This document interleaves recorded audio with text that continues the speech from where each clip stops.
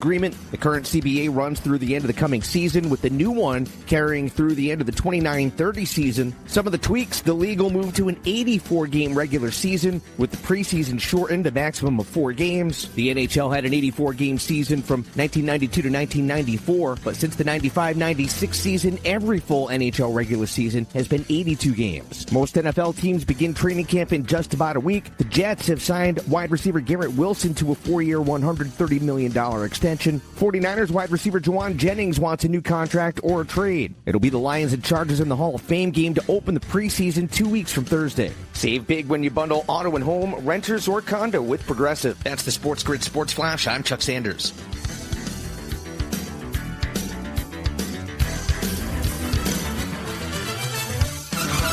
All right, Takis fans, Wendy's knows you love your Takis Fuego chips. So we thought, why not make a Takis Fuego meal with a Takis Fuego chicken sandwich with spicy chicken topped with crushed Takis Fuego chips and creamy corn spread. Plus, it comes with Fuego fries inspired by Takis and a bag of Takis Fuego chips. If we had any more heat, we might start an actual... I told him this would happen. For an intense new take on Takis chips, gotta be Wendy's. Limited time only at participating U.S. Wendy's. Includes 1 ounce Takis Fuego chips while supplies last. Takis and Fuego trademarks are used under license. Lanny went to college and racked up huge debt. A little bit over $100,000. For a degree he couldn't use? Now what? I had a friend that went to my computer career. They even helped him get hired immediately after graduation. One of the things I love about IT is that you can work from anywhere you want. You could become an IT pro in just months, including cybersecurity and the basics of AI with zero experience at mycomputercareer.edu. It worked for me, and I know it can work for you. This is one student's experience. Individual results vary. It's a sweet deal. All you gotta do is just listen and start winning. We can't make it any simpler. Yeah, we'd be lying if we told you we hadn't considered asking for a cut. Get the winning edge. This is the SportsGrid Radio Network.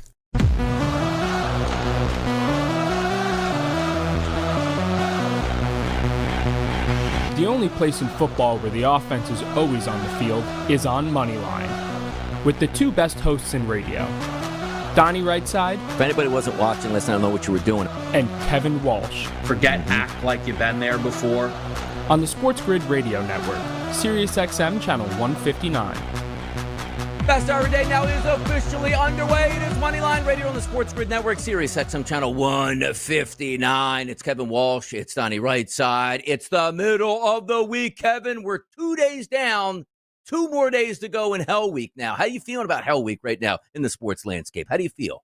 Again, I feel totally fine. The Home Run Derby was fantastic. No, you don't. I feel totally fine. I feel totally fine. The Home Run Derby was fantastic. I don't even know why you're upset about there not being sports on. You're asleep by 8 o'clock, so what does it even matter?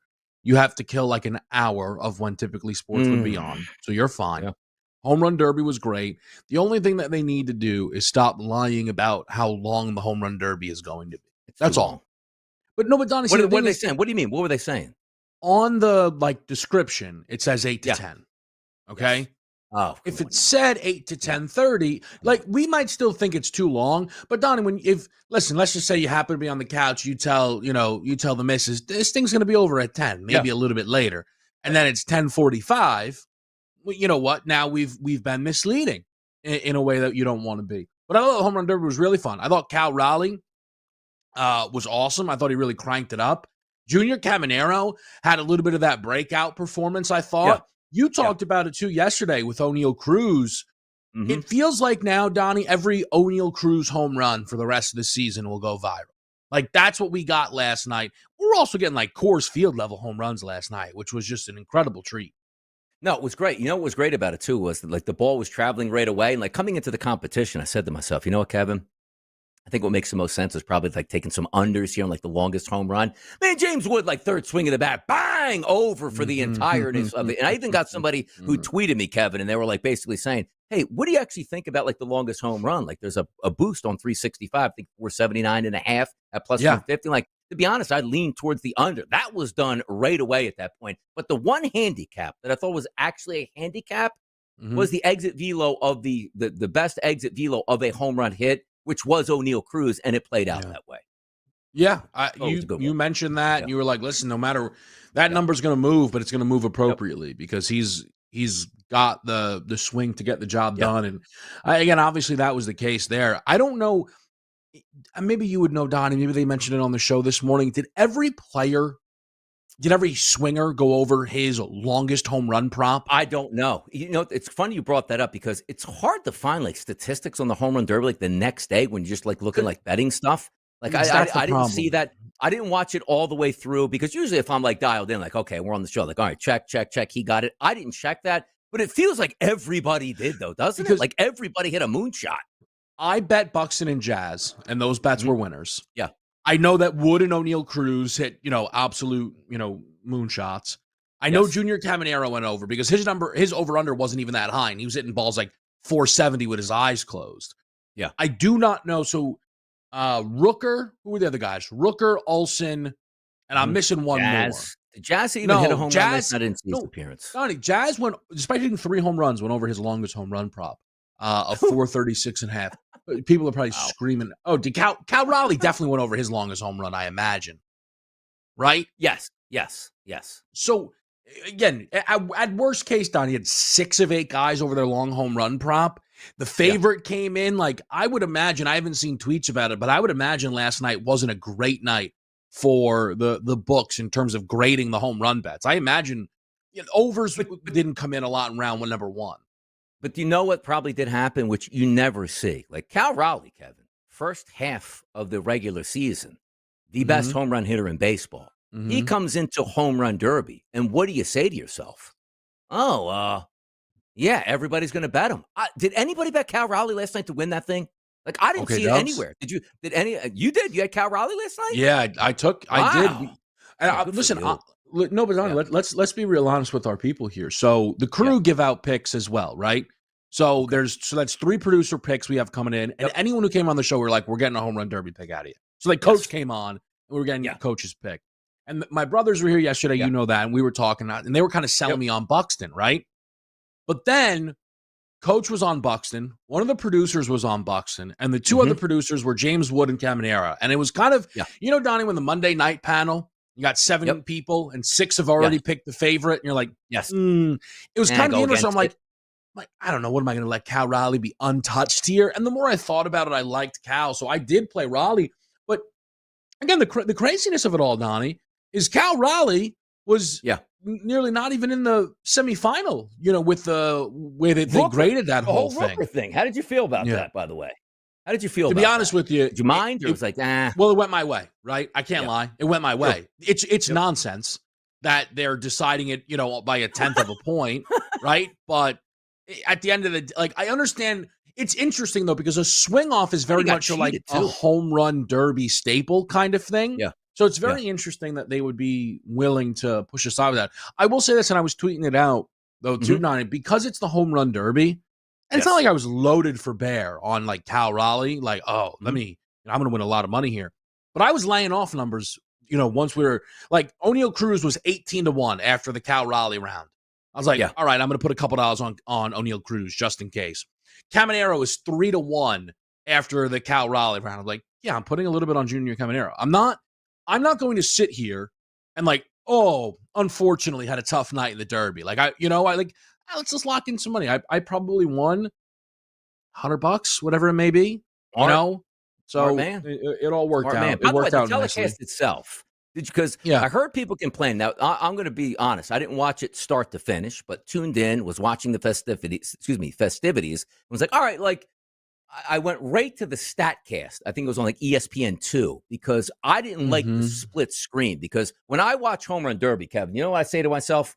I want to watch the length of the home run. I want to enjoy the moment because that's what's fun for me. Not how many home runs they hit, how far they go, and where they land, and you get the oohs and ahs from the crowd and where the people on the panel can talk. But I went right to the StatCast one, but I know people were losing their mind over the ESPN main broadcast.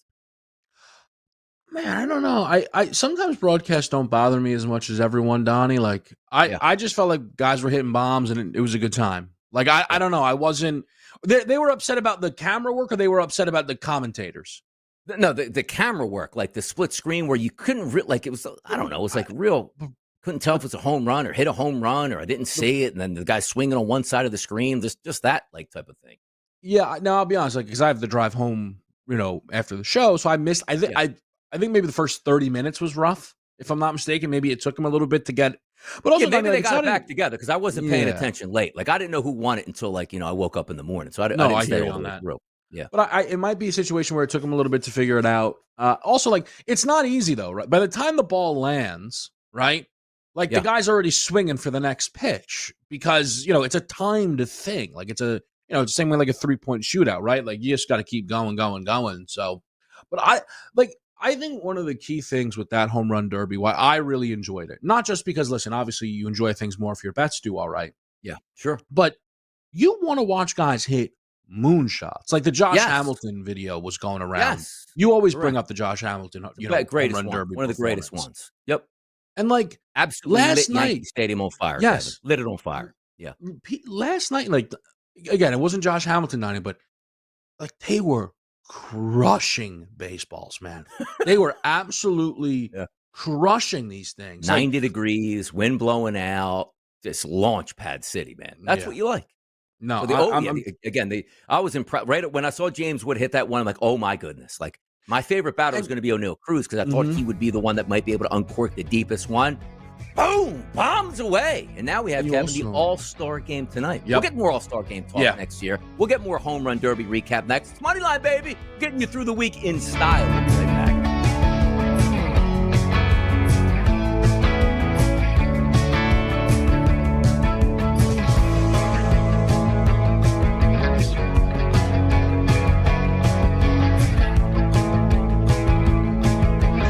Of summer have returned and taken the field for the great American pastime. You should monetize that. Get the winning edge. This is the SportsGrid Radio Network. With your news flash, I'm Trey Westerberg.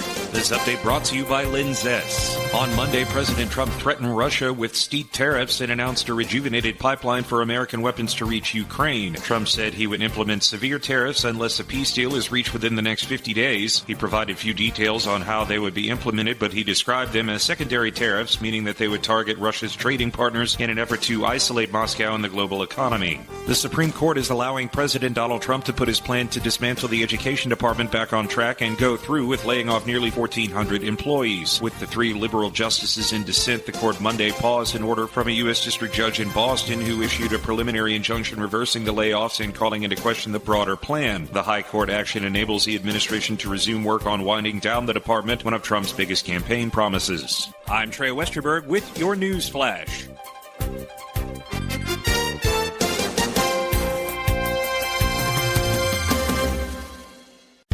With Fidelity Wealth Management, a dedicated advisor gets to know you and your goals to build a comprehensive plan to help grow and protect your wealth. Backed by a team of specialists, they'll analyze all your accounts, even the ones they don't manage, to keep an eye on taxes and provide proactive portfolio insights that can help you unlock your wealth's full potential.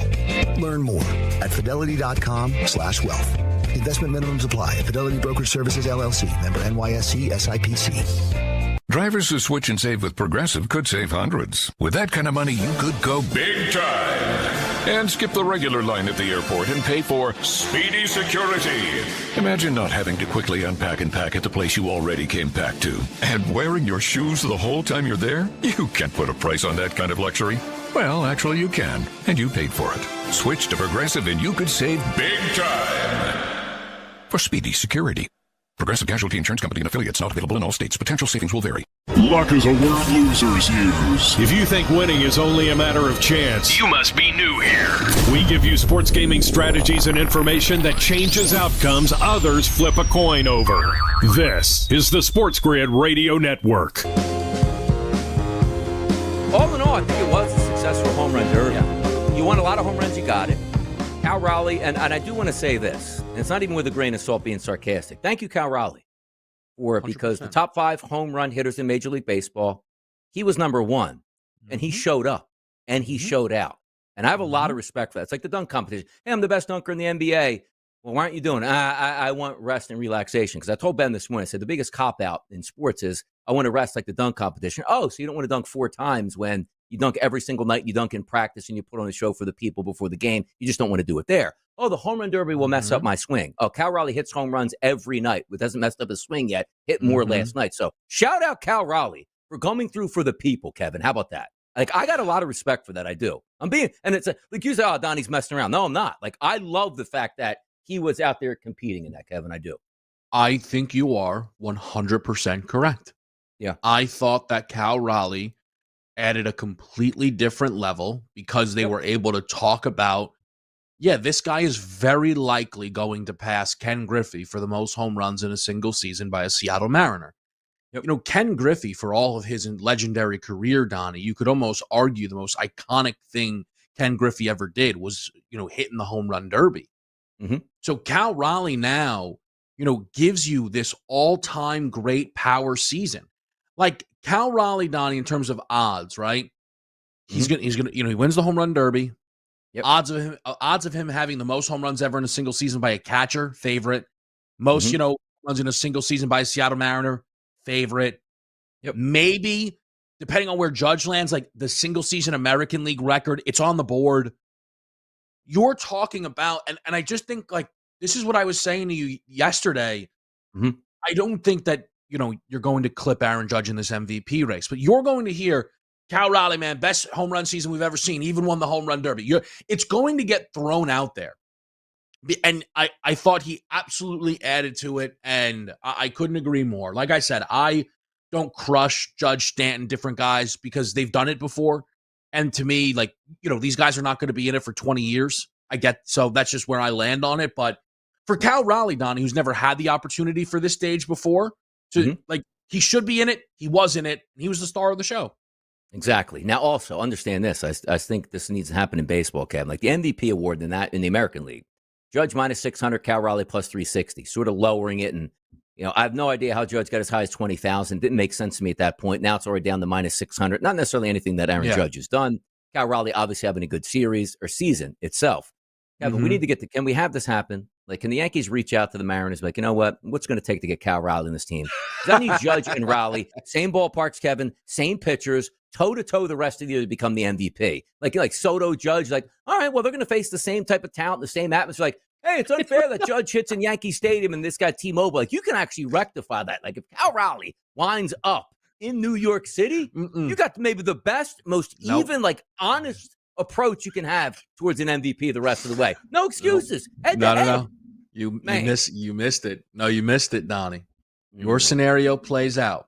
Yes. Cal Raleigh traded to the Yankees. Mm-hmm. You know what that means. Time to start looking at Tariq Skubal. These guys are going to cancel each other out. You know what? You're right about that. Like, instead of having the field vision that I just had there, it's like, you know what? If Skubal can get these two guys on the same team, like you on a day-to-day basis, you might just vote for one guy just because he's hit a home run that day. That game. Just cancels it out.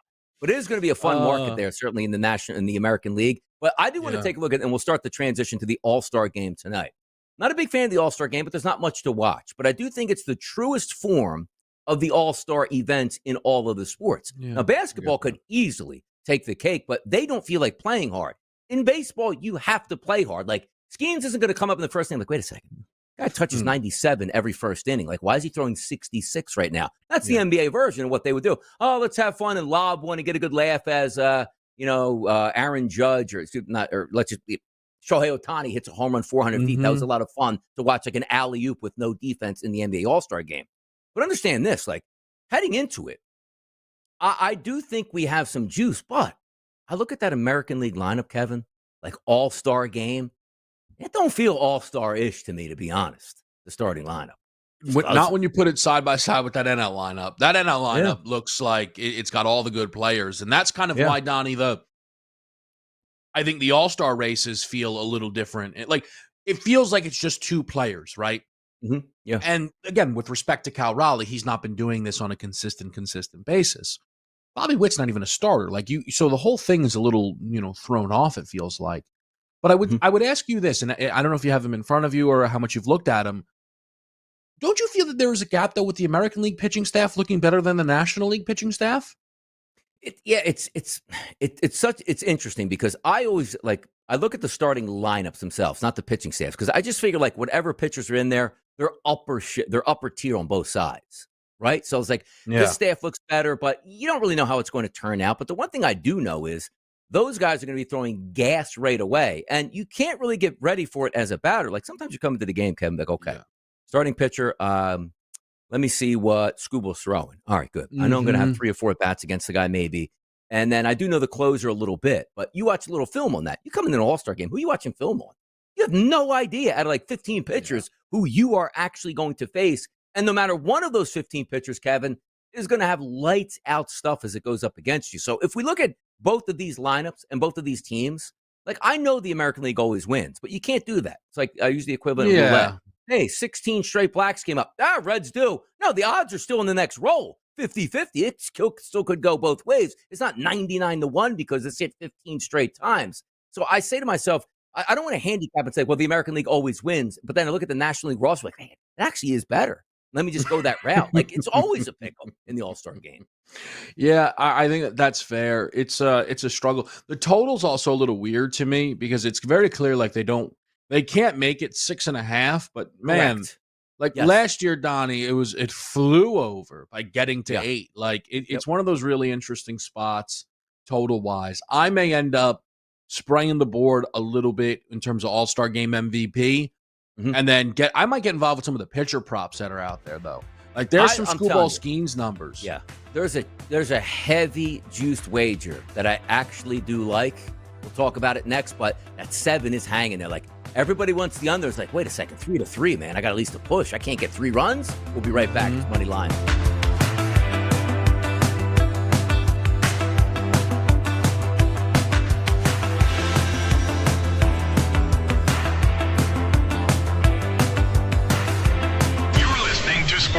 Stamping out the boredom in baseball year after year. We bring you all the angles, insights, and information you need. This is the SportsGrid Radio Network.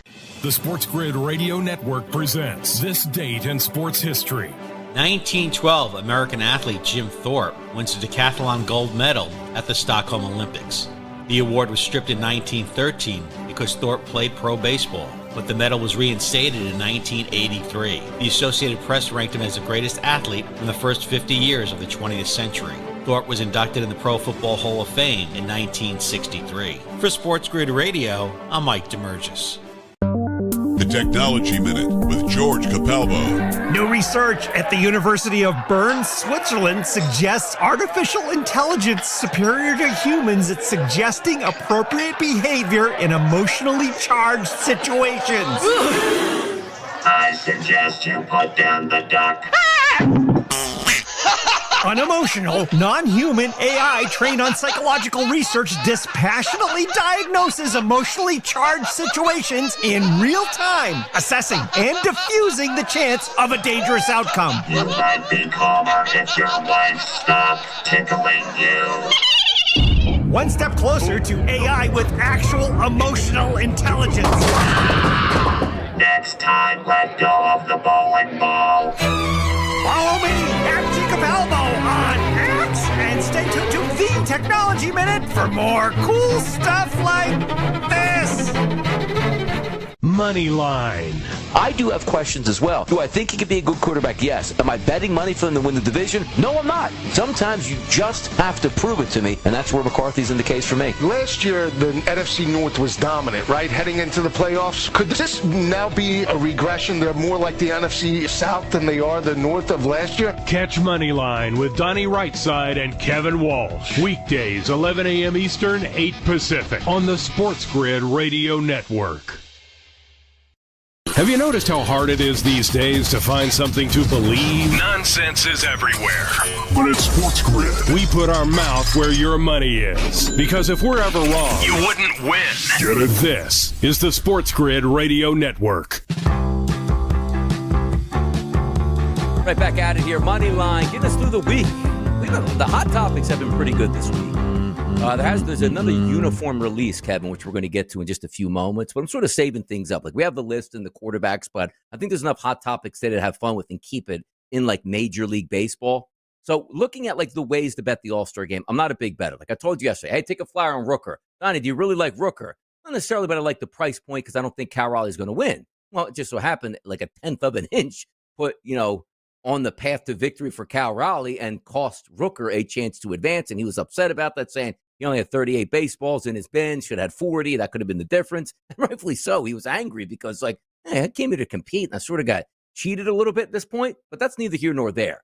All-Star game tonight, awards market.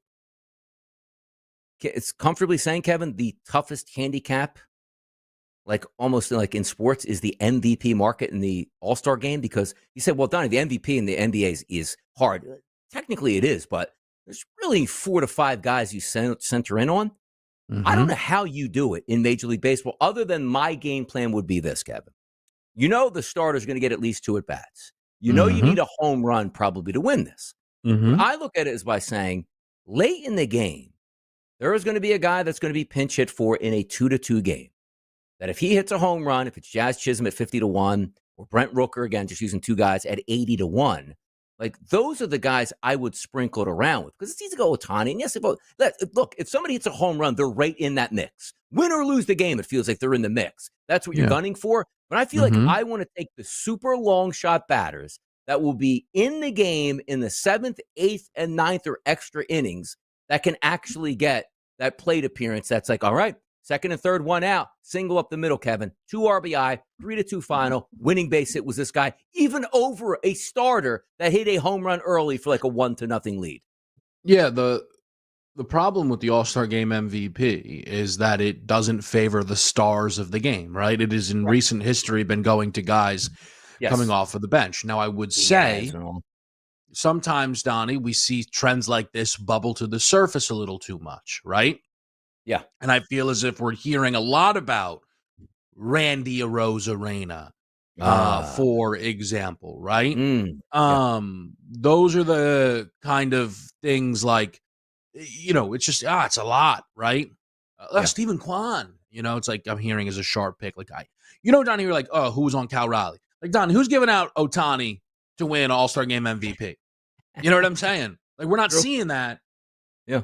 What I'm probably going to do tonight is end up with a starter on each team and a bench guy on each team. I'm taking my chances. That, you know, because the odds are long enough. Yes, exactly. So that'll probably be how I play it. I've been going through it a little bit, trying to see who jumps off the page. I may double up on the Braves, see if one of the hometown guys can get it done. Acuna, Olsen. It's the extra push from the voters. Like, he's in his hometown, had a big night. Acuna, you know, bang, give it to him.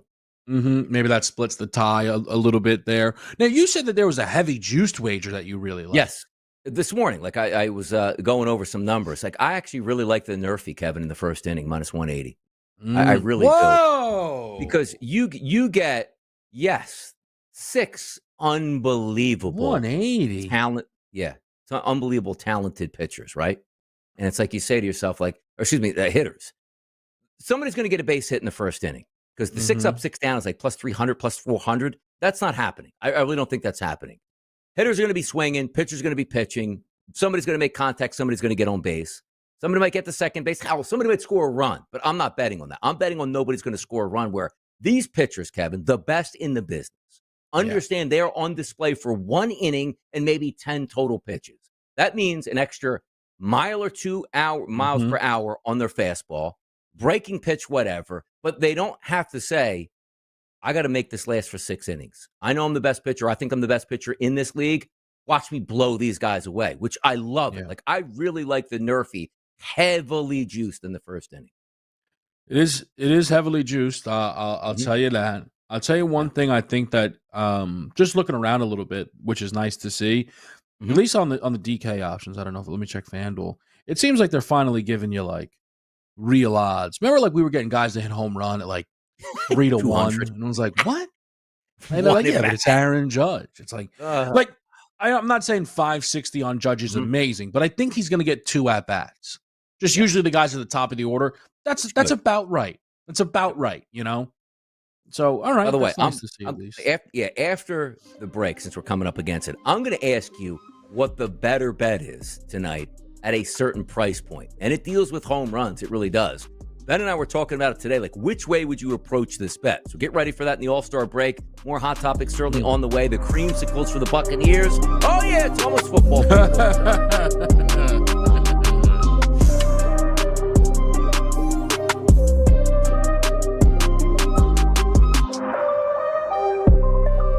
If you ever hear a Taylor Swift song here, something has gone horribly wrong. We only give you sports gaming strategies and information you need. This is the SportsGrid Radio Network. Progressive presents the SportsGrid Sports Flash. I'm Chuck Sanders. Mariners star and Major League Baseball home run leader Cal Raleigh became the first catcher to win the All-Star Home Run Derby. He outlasted Tampa infielder Junior Caminero in the final on Monday night to take home the title. Raleigh hit 18 home runs to Caminero's 15 in the last round. He joins Ken Griffey Jr. as the only other Mariner to win the event. Raleigh's 38 home runs are tops in the league. He's trailed by Aaron Judge of the Yankees with 35, Dodger star Shohei Ohtani with 32, Arizona's Eugenio Suarez has 31, Philadelphia's Kyle Schwarber is fifth with 30. The Major League Baseball All-Star Game is tonight in Atlanta. Tarek Skubal starts for the American League. The Tigers start 10-3 on the season. Pirates ace Paul Skeens starts for the National League. He comes in at 4-8. Save big when you bundle auto and home, renters, or condo with Progressive. That's the SportsGrid Sports Flash. I'm Chuck Sanders.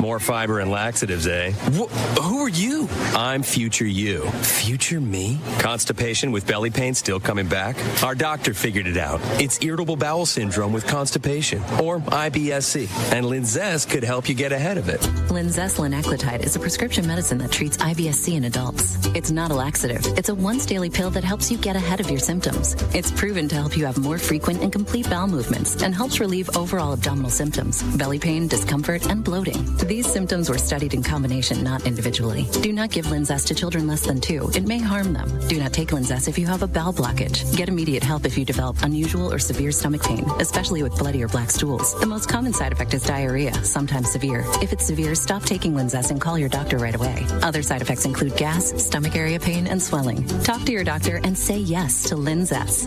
Learn more at linzess.com or call 1-800-LINZESS.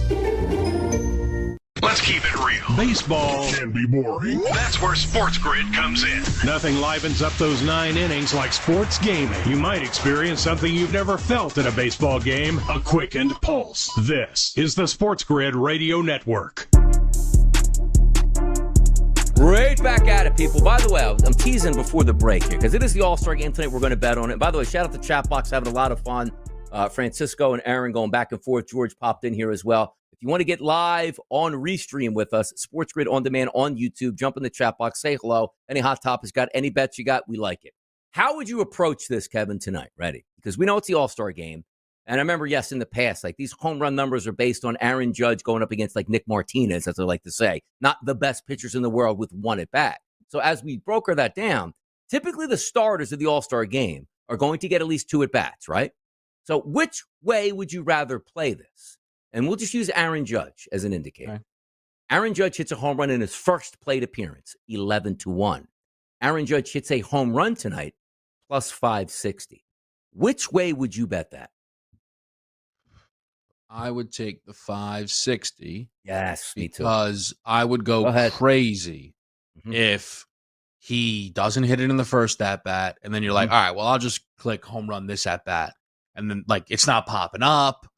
Or the odds are much worse than you thought they were going to be. Like you thought you were going to get cute, and it's like 9-1. You're like, wait, hold on a minute, I'm already down, a couple dollars, and now it's much less. So yeah, I would just play the 560, set it, bet it for. What if he gets a third at bat? Yeah, lineup is terrible, Donnie. Like, what if they just run him out there for the whole game? Yeah, like for the true stars, like Aaron Judge is a true star. Like Shohei Ohtani is a true star. Like that's good for baseball. Like people will stay in the All-Star game. It's like, hey, Aaron Judge coming up next. He's going to get his third at bat. Be right back. Okay, people stick around and watch that. Because here's me, because I think did Aaron Judge hit a home run last year? Was it last year in the All-Star game? No, I was looking through it, Donnie. Unless I misread, I think he only hit it once, and it was like 2018. Okay. I want to say. So it wasn't that, because I was listening to Ben, but I didn't get what the gist of it was. So I think it was here's what it was last year, and I'm just gonna. I don't know who was the Ohtani hit Ohtani hit a 3-run home run early last year, Donnie, and then the game ended 5-3. So did Skeens start last year? Yes. For the okay. Yep. Yes. So that might have been it then. Okay. So let me get my bearings straight here. And here's what I'm going to say. Like, you had the first at bat for Aaron Judge last year against Paul Skeens. So it's like, all right, well, tough to hit a home run on the guy. Guy's throwing gas. But Aaron Judge's second at bat, I believe, was against Tanner Houck, who was having a good year. But that's like, wait a second. You go to Skeens, and then you go to Houck. Like, yeah, it's a little bit easier that second time around. Like, you're right. Like, you be like, let me just bet him hit a home run. It's like, an idiot. Like, Skeens is throwing 99 on the black. And I'm like, Aaron Judge hit a home run off the guy. But again, not saying that he's going to get a slouch round number 2 when he gets up, but he's not going to get Paul Skeens level of like Zach Wheeler's not in this thing. Do you know what I mean? Like, still going to be a good pitcher, but I don't want to bet, hey, the best hitter in baseball, best home run hitter, let's just say an Aaron Judge, if we say, going up against Skeens, like just anybody else but Skeens. I like that. And that's why I take the 560 as opposed to the 11-1, even though the 11-1 is a crazy high price. Again, if he hits the home run off Skeens, the idea that you're going to like throw your hands up in anger, like, ah! Like, you know what I mean? I think you'd be just fine. Oh, great. Judge single. Ah, damn it, Judge. You know what I mean? Nice hits. I'll tell you this, Donnie. I was just pulling it up because you were talking about it. Last year, he first pitch swung. Ooh. Right? And grounded out. Don't you? Hold on a have minute. To do that. Go ahead. You think he learns that lesson and he goes, no way. I got to take the first pitch? I don't know. No I like way. Aaron Judge. First pitch strike. Can we get that anywhere? Yeah, like, you know what's funny? Like, I feel like sometimes in the All-Star game, it's about the hitter not being embarrassed. These guys strike out 200 times a year. But, like, on the national stage, like, me versus Skeens, if I see that fastball and hit, like, a 110-mile-an-hour ground ball to shortstop when I'm out, felt real good about that in the All-Star game. Like, hey, man, good contact off Skeens, just didn't work in my direction, as opposed to, let me get up there and take that first pitch, 99 right down the middle. Like, look, it was fast, but that might be the only thing I can even understand that I'm going to be able to hit. Next pitch, breaking ball in the corner. Oof, now I'm down 0-2. This guy buries a slider in the dirt. I'm just swinging. Like, just get me the hell out of this box. Like, I can't even, like, understand what's going on. No, what about climbing the ladder? Aaron Judge, 2+ home runs, 70-1. Whoa! You know what's funny about that, too? Because let's just say, like, you had fun with that tonight and said, no, I'm going to take everybody in the starting lineup, Kevin, to hit 2 home runs. You get through the first 9 with a home run. You're like, all right, it's, Vladdy's got one in the first. Doesn't that feel like the manager be like, Vladdy, go for 3 at-bats out there. See if you can get 2 of those bombs. Like, it feels like everybody gets, like, on your side at that point. Suppose, like, hey, he's hot with a home run. Walk him the next time he gets up. Like, that might be something to that here. But, like, the MVP odds are massive. The home run odds are massive because they're supposed to be. Everybody's going to get to play in this game. There's tons of good players and tons of good pitchers. Like, it just takes one home run where it feels like you have to pick it. But that's what I said, like, Jazz Chisholm, like 50-1 makes sense because I don't care what situation it is, Jazz. There's one out in the bottom of the 9th inning in a tie game. Make contact. He's not make contact. See the chop house out there? I'm breaking a window out there. Strike 3. He's like, Jazz, you just need to get put the ball in play and we won. That's not what it's about. Like, I want the guys late in the game that are just like, I want to make my presence felt. We're going deep here. Like, that's what I want. I didn't get your Jazz Chisholm home run derby performance take. I didn't watch it, though. Like, I didn't even watch it. Like, all I saw was I saw your tweet from, like, Lisi put in and, like, why? Like, I was following along on social media. Like, why did the guy even show up or what an embarrassment with the memes? Like, I did get a kick out of that. But then again, as you said, dude's like, you know what? If I'm only going to get 3, I'm winding up on one of these. Love to see it.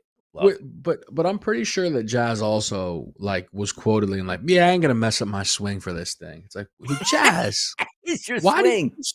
But like, why did you sign up? Like, why don't? I get it. So he played the. Yeah, I was in the home run derby, but like, I'm not gonna like try to hit home runs. I'm just gonna try to get some BP. Everybody, is that what he's explaining? You just get a couple down the line. Like, I mean, it was a little crazy to me. Spraying the ball around the yard, like, oh, that's a double, that's a single, that's moving the runner over right there. He looked like a kid up there. I was like, oh, he probably doesn't have enough to juice one out of here. Like, that's a shame. Like that, it was really bizarre, man. Again, like he hit 3. Like that was pretty. By the way, O'Neal Cruz though 6'7". I mean, what are we like? O'Neal Cruz and who's the other? Ellie De La Cruz, man. Just got some athletes, which I was trying to find. Does DK have steal a base props? FanDuel has it. I'll pull it up right now. I was just looking. Like, what's it under? Like, there's so many things I can't even track these things. Total bases, single, triple. Like, I couldn't.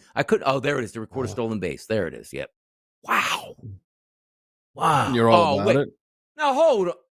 No, who has this? Where is it again? Is it on DK? Like, it's on a FanDuel under batter props. Record a stolen base, but only has 7 guys. No, really? Yeah. Like PCA, Kyle Tucker, Ohtani, Machado, Acuna Jr., Lindor, and Freeman. What? Like, you're not like, I just want to see, because I said, wow. I don't have it. I saw the first guys pop up and said, wait a second.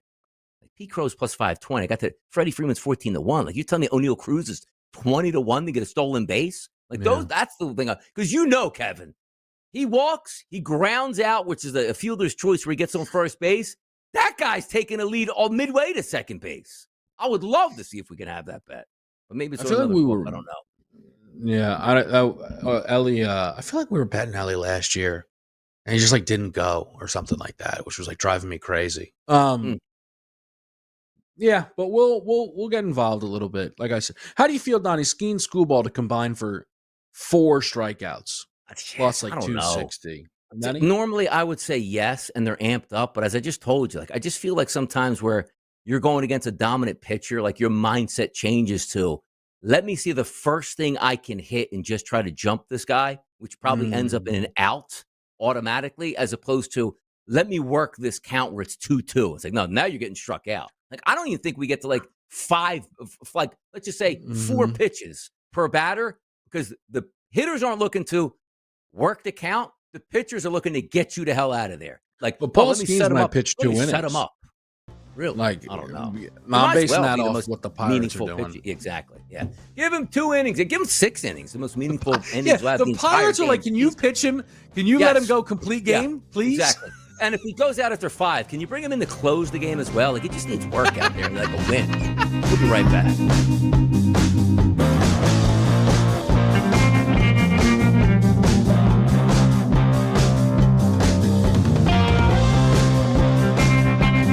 This is sports gaming information you can use. Expert analysis on odds, insights, and strategies you can literally take to the bank.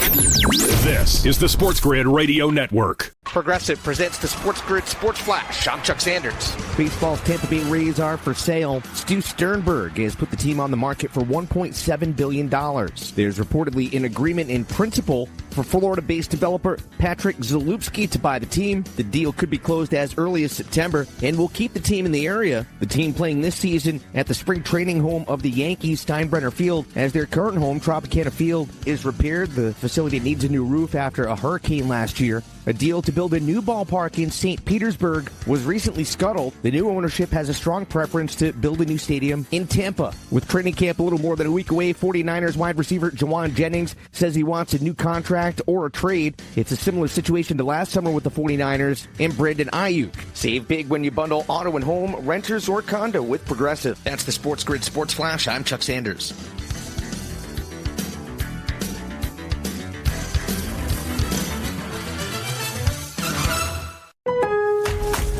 Lowe's knows big savings make a big difference, especially when you're shopping for appliances. Hurry in to get up to 30% off select major appliances. Plus, My Lowe's Rewards members get free delivery, free haul away, free installation and parts on purchases of $2,500 or more.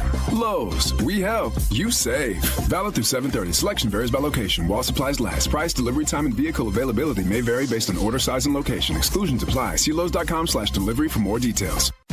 This summer with Kohl's, you can rack up the compliments. Like, where'd you get that dress? Tell me all your makeup secrets. Or, ooh, my husband needs that polo in every color. Because Kohl's has what you need. Cute dresses, Sephora essentials, stylish polos, comfy kids clothes, and more. Plus, take 20% off some of your faves. Yep, cue the compliments with Kohl's. Select styles, some exclusions apply. Offer ends July 20th. Coupons and Kohl's Cash do not apply to Sephora. See store or Kohls.com for details. Ah, springtime. When a young man's fancy turns to... Get your mind out of the gutter. For sports gaming strategies and information that gives you an unfair advantage, you'll find it all right here. It's the winning edge. This is the SportsGrid Radio Network. Right back at it right here, people. We excited absolutely. It's the Major League Baseball All-Star Game tonight. And a lot of fun will be had by all superstar pitchers, certainly starting that game. Tarek Skubal and Paul Skeens. But how about this? Did you know, guys, that you could tune in to 2 p.m. this afternoon? Now it's on the SportsGrid Network.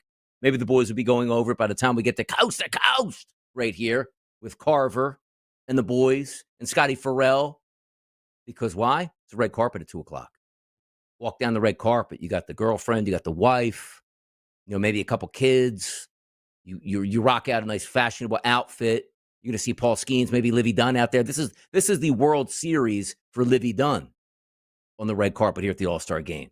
Those are the questions that we need to have answered here. But that's 2 o'clock. I want to know if anybody in the chat box out here, Kristen Hess is checking in.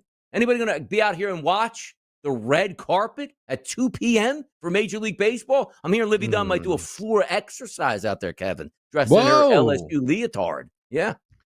Interesting. We're having a conversation the other day in the office that now I feel like I don't even understand the parameters of, about like the biggest stars in Major League Baseball. Oh, here we go. And it's an internal war. Yeah, I feel like they're trying to, I'm seeing some people trying to change what was being discussed. But like Donnie, biggest stars in Major League Baseball, right? Yeah. Like Ohtani and Judge are 1 and 2. Ohtani's really number 1, I would say. I was suggesting that Paul Skeens was 3rd, right? I was then told that, like, where do you think Paul Skeens is on the star list in Major League Baseball? Like the star list being like, let's put photos of just their headshots up. Yeah, I would Bryce say Harper that would be ahead of Paul Skeens. You know what I mean? Really? Yeah. Oh, yeah. Come on now. Stop. Who else is ahead of Paul Skeens? Go ahead. Like Mike Trout. Mike Trout. Maybe I'm on an island. Trout. Okay. So that picture up there, Trout. Like I don't think so. Stars meaning like recognizable. Like if I put a picture of like Michael Jordan, he hasn't played in 20 years. Like that's a star. Shaquille O'Neal. Like, you know what I mean? Like Kobe Bryant, rest in peace. Like we would look at them like, yeah, I recognize that guy right away, as opposed to Shai Gilgeous-Alexander. Like the common sports fan. Hey, here's Kobe, here's SGA. But SGA is an MVP champion. You still would get that though. I would say, Donnie, it's a combination of recognizable as well as a part of the current conversation. Yeah. So that's why I think Skeens would be in front of Mike Trout. That to me. Are there other names that you feel would be in front of Paul Skeens? Like, do you feel like Paul Skeens is inside the top 10? Yes, I think he is inside the top 10 because he is a lightning rod type pitcher. I don't care about, Livy Dunn off, like you just like superstar pitch. And by the way, Derek Skubal, Paul Skeens, not even a race.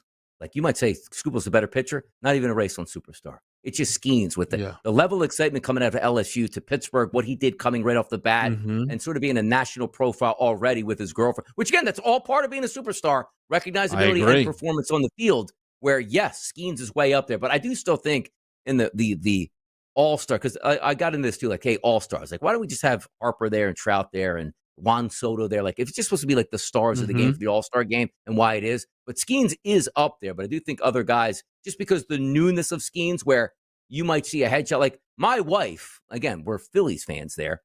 If you just put Paul Skeens up there and Bryce Harper, she wouldn't know. But if you go on like a national level, I still think the same thing, like side by side. Who's this guy? Who's this guy? It's still going to be Bryce Harper and Mike Trout. It's a good point. So Acuna, a bigger star. You have to be Ronald Acuna in the game, though. I really do. I really do. I disagree quite considerably. I think Paul Skeens is significantly more talked about than Ronald Acuna Jr. Oh, I mean, in the landscape of right now, I would say yes, but I'm just looking like the totality of it all. Like you say the name Paul Skeens, yes, they know, but Ronald Acuna, man, MVP. Like it's a shame he got hurt last year, and the Braves stink this year, so it sort of lowers it a little bit. But man, it's a good conversation though, to be honest. Like normally you'd say Skeens just on the literary level, like, hey, is Travis Kelce the most famous football player because he dates Taylor Swift? Like, well, that's not fair. Well, yeah, it is. That's what we're talking about, like recognizability and really good talent. Yeah, Travis Kelce is a bigger star than, I mean, he's one of the 5 biggest stars in football. Is he bigger than like Saquon Barkley? Well, so Saquon, but here's the thing, Donnie. Saquon Barkley was the star of the NFL last season. Like Saquon Barkley was a bigger star last year maybe than Jalen Hurts. But Jalen Hurts is one of the biggest stars in football. Like, here's the thing. Right now, both Hurts and Barkley are bigger stars than Dak Prescott. And you can go argue with a wall over that one. Like, it's not really even close. Like, just because he's the Cowboys quarterback. That's just the truth of it. I think Dak is a bigger star than Jalen Hurts, though. Not right now. I do. Because Donnie, Jalen Hurts leads all these shows trying to figure out, is he a top 5 quarterback or not? Yes, no, and we'll get to those later in the week. Dak wasn't even on that list, was he? But we're not talking like I'm just talking about recognizability superstar. I still would give it to Dak, not because Dak's not on the field. Jalen Hurts right now. Like Jalen is better, but star encompasses everything. I agree. I do feel like the national campaigns, like does Jalen have a national campaign? Like, because Dak's had like multiple ones over the past couple of years. Hurts has the Jordan brand stuff. Jalen Hurts is out there standing shoulder to shoulder with Michael Jordan, giving people advice, smoking cigars. Yeah, I don't like that. I'd rather be with. Now, if he was out there with LeBron talking about championships, that's a good point. Now, what would happen in the Walsh household? Like if LeBron took Jalen Hurts under his wing, we'd have to get it framed. Was like I only talk to the best of the best, and that's LeBron James. I'd like that. I mean, he would probably move up in a couple notches. He would. What are they? By the way, what are they talking about out there? Like, what do those two talk about? Honestly, Hurts is probably very stoic, and he's like, "Listen, man, like I just wanted to go out there and win. Like you kind of know what I'm talking about." And then Michael's just like, "I'd play 1-on-1 right now." Like it's like what? You know what I mean? Like the whole thing would just be weird. Like I would like that is a great conversation because usually you get like the young, energetic quarterback that's got too much to say. And Jordan's like, "Hey, young pup, sit there and just watch me today. Like we're not even going to talk. Just watch me." But Mr. Jordan, like, what do you mean? What? Like you're not playing? Just watch what I do the entire day. You'll learn enough. Like that's what it would be. But I feel like they're like it's like a quiet like dinner or something. Like, hey, how'd you handle like this guy in the locker room? And Jordan with a couple of expletives, like that's how I handle that guy. And James like, all right, so when my wide receivers start popping off, that's how you handled it. Let me see if I can handle that exact same way this next coming season. I do want to get to the creamsicles, Kevin. We're getting rebrands all over the NFL, and for good reason.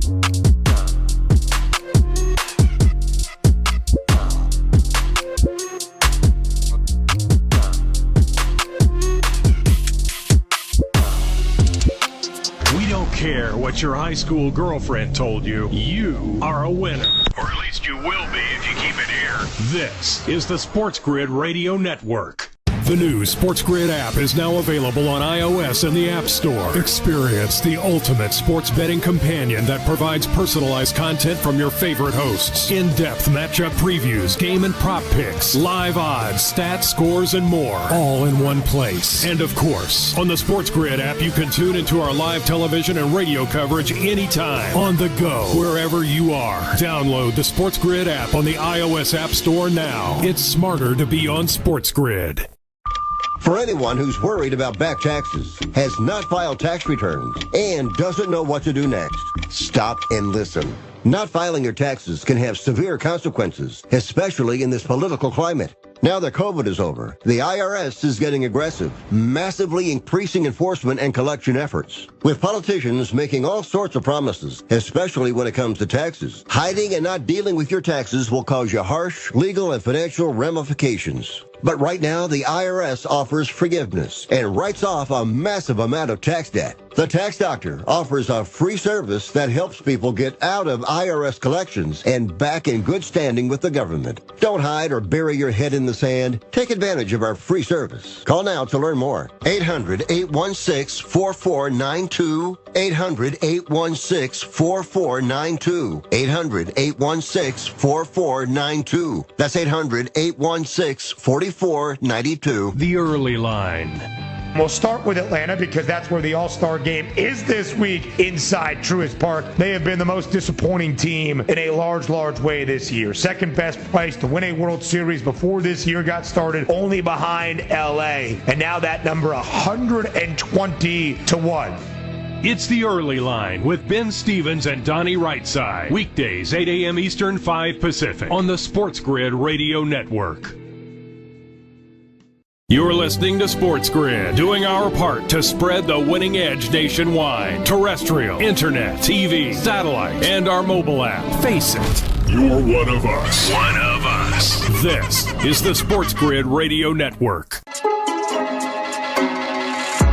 Tom Kleiman, Ari Miroff, Adam Schefter all reporting the Bucks are bringing back their 1976 throwback uniforms this season. And I got a question, Kevin. You see how that I just read that to you? The Bucks are bringing back their 1976 throwback uniform. Mm-hmm. That's their original uniform. That's not a throwback. What does that mean? Like, I think the Tampa Bay came in 76. You know what I mean?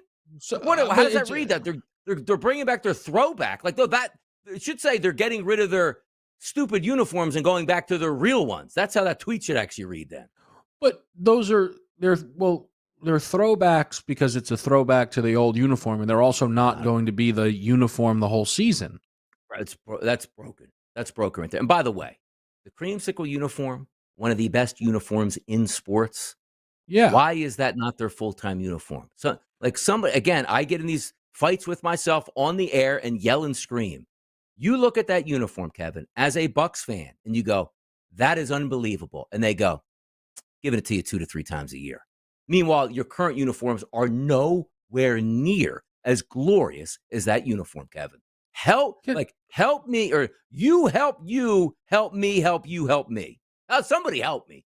Well, I'll say this. The Bucks Twitter account tweeted out the original returns, the 76 jerseys this year. So that's more what you were looking for. Okay. Mess that up. Yeah. I got to tell you, Donnie, I've been trying to figure this out, I feel like forever. Not forever.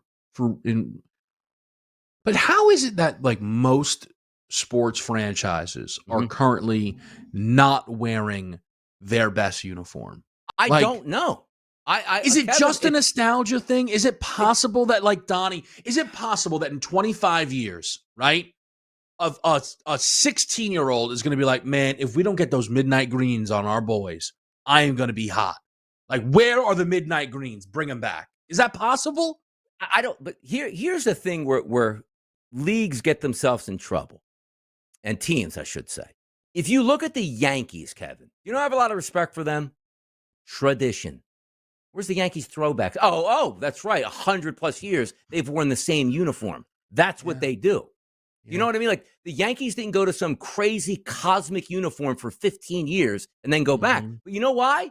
The Yankees are a brand that's in the biggest market in the country. Like, that's pat your little kid on the head. Good job, Tommy, because we want to sell jerseys to make extra money. That's why these teams do this. There's a reason why they're changing uniforms on a year-to-year basis, because they know even the smallest move, like, hey, the Eagles are going to a double band on the arm and going from Reebok to Nike. Crazy fans are like, I can't wear the old one without the double arm band now at the game and the Reebok logo as opposed to the Nike. I want the new one. That's why they love to change. So if you never change your uniform in the NFL, they look at it as like, well, is Kevin going to buy another jersey when it doesn't change for 25 years?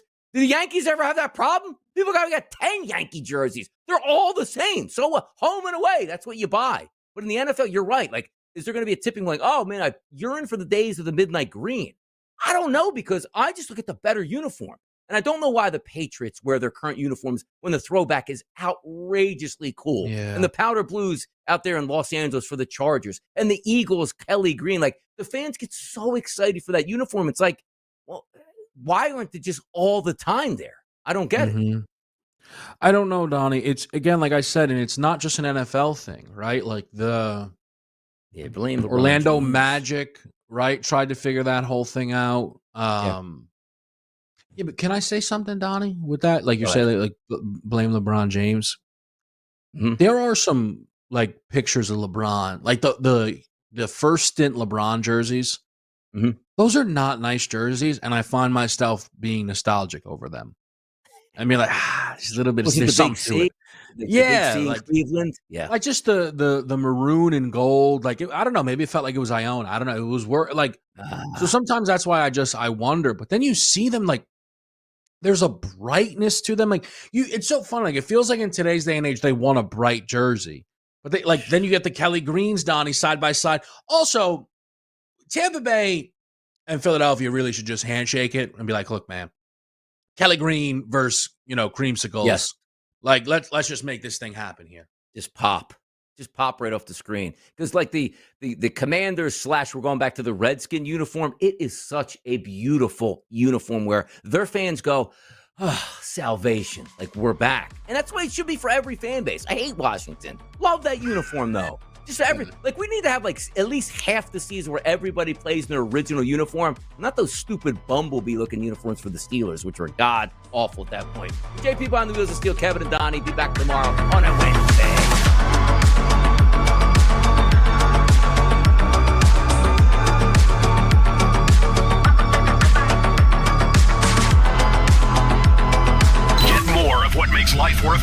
Actionable insights, analysis, odds, and expert perspective on sports gaming. If we do say so ourselves. This is the SportsGrid Radio Network. Raleigh's 38 home runs are tops in the league. He's trailed by Aaron Judge of the Yankees with 35, Dodger star Shohei Ohtani with 32, Arizona's Eugenio Suarez has 31, Philadelphia's Kyle Schwarber is fifth with 30. The Major League Baseball All-Star Game is tonight in Atlanta. Tarek Skubal starts for the American League. The Tigers start 10-3 on the season. Pirates ace Paul Skeens starts for the National League. He comes in at 4-8. Save big when you bundle auto and home, renters, or condo with Progressive. That's the SportsGrid Sports Flash. I'm Chuck Sanders.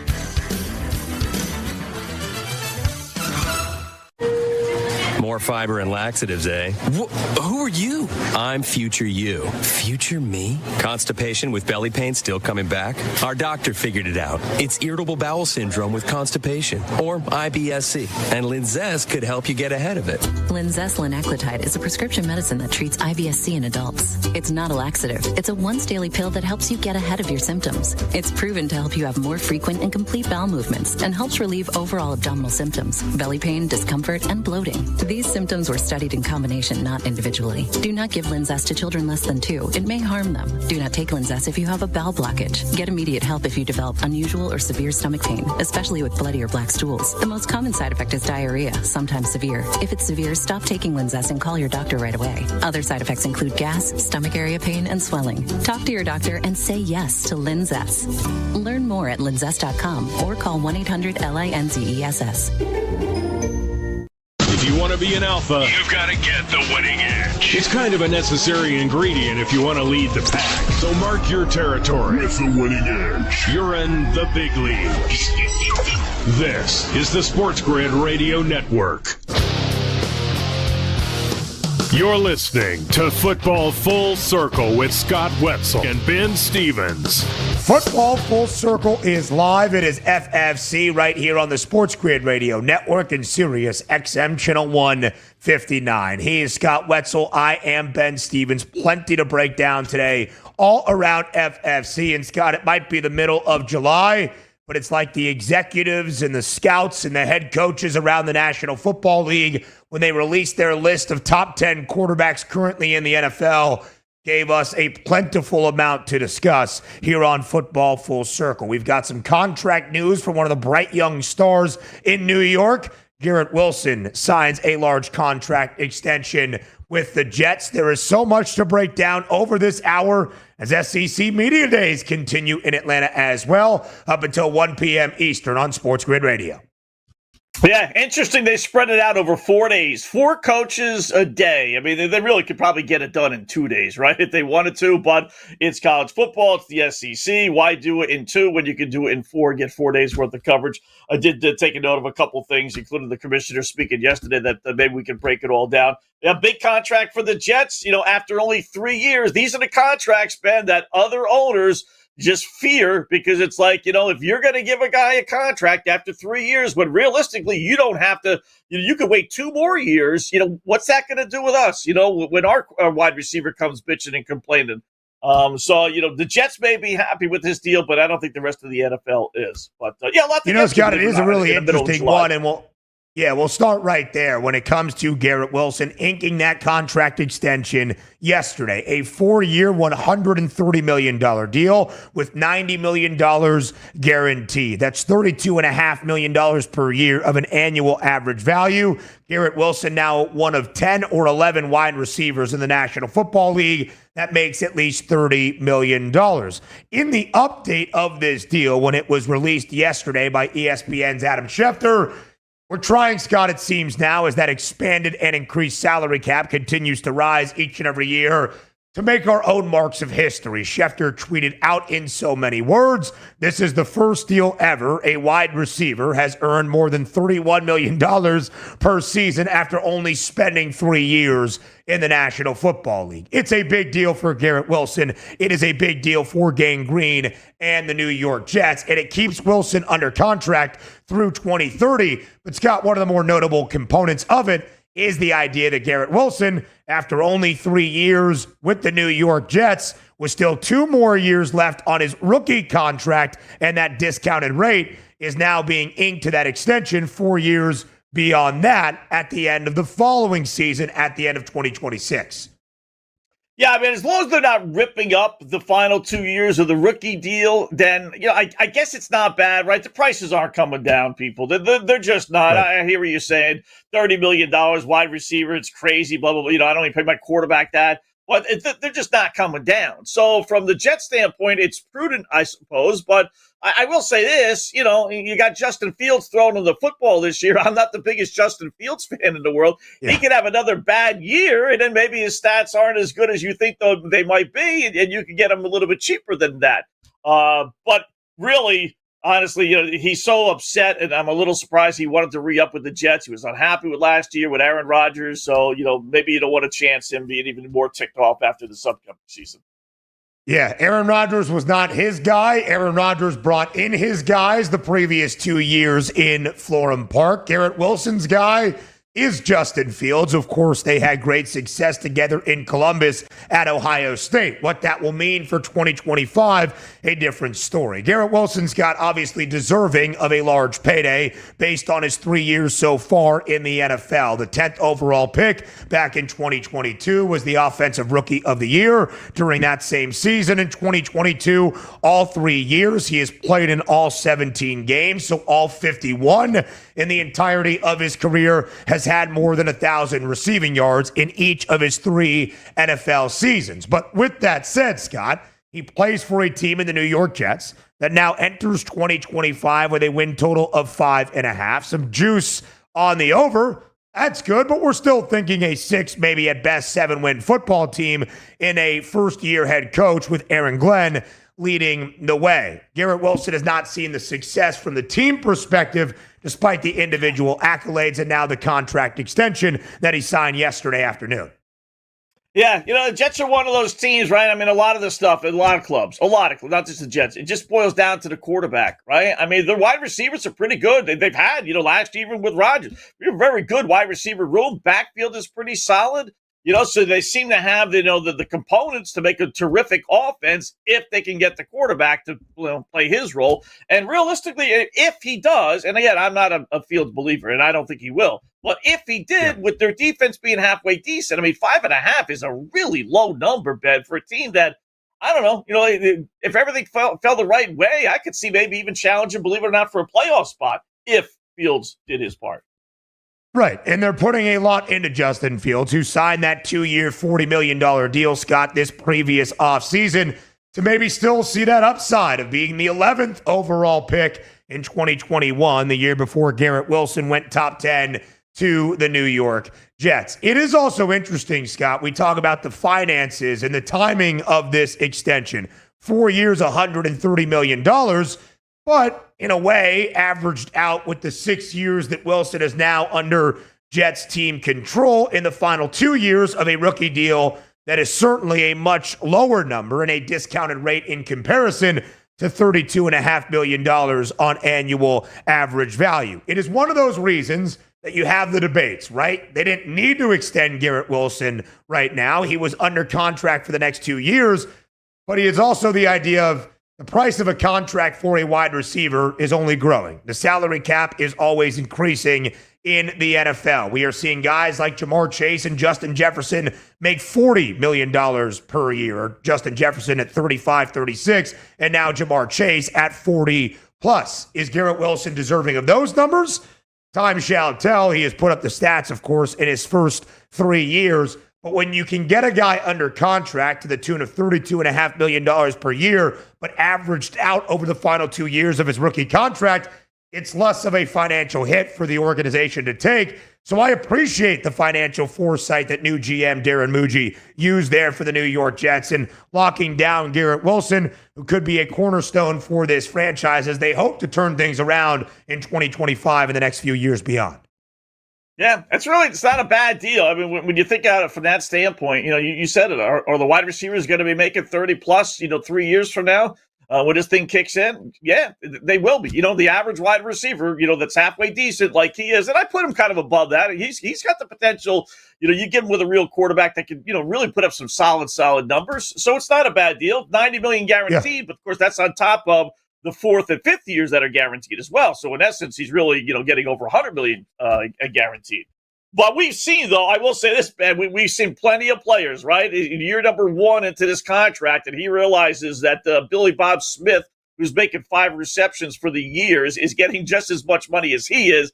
And that's not going to stop him from going back to Jets management and saying, "Oh, wait a minute, my contract's outdated here. I need more money." So on the surface, it does look like a good move for the Jets, but it doesn't stop them from still having issues with him, year number 3 into this thing. Right, and we'll talk about the wide receivers and maybe another one in San Francisco in Juwan Jennings.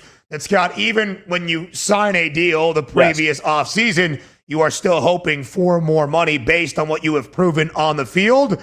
And, of course, as the finances continue to grow. Garrett Wilson, 3 years in the NFL, part of the New York Jets. Of course, these 3 years, Scott, much like the previous 11 prior to Wilson's tenure with Gang Green, missing out on the postseason for New York. 14 consecutive years the Jets have failed to play in the playoffs, by far the longest drought in the National Football League. And that number of 5.5, Scott, is intriguing because in 7 in half of those 14 seasons, the Jets have finished with 5 wins or fewer. Plenty more on Football Full Circle coming your way up next here on SportsGrid Radio.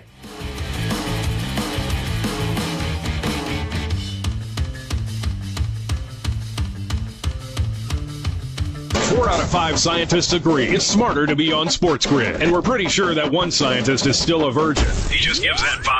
This is the SportsGrid Radio Network. With your news flash, I'm Trey Westerberg. This update brought to you by Linzess. On Monday, President Trump threatened Russia with steep tariffs and announced a rejuvenated pipeline for American weapons to reach Ukraine. Trump said he would implement severe tariffs unless a peace deal is reached within the next 50 days. He provided few details on how they would be implemented, but he described them as secondary tariffs, meaning that they would target Russia's trading partners in an effort to isolate Moscow and the global economy. The Supreme Court is allowing President Donald Trump to put his plan to dismantle the Education Department back on track and go through with laying off nearly 1,400 employees. With the 3 liberal justices in dissent, the court Monday paused an order from a U.S. district judge in Boston who issued a preliminary injunction reversing the layoffs and calling into question the broader plan. The high court action enables the administration to resume work on winding down the department, one of Trump's biggest campaign promises. I'm Trey Westerberg with your news flash.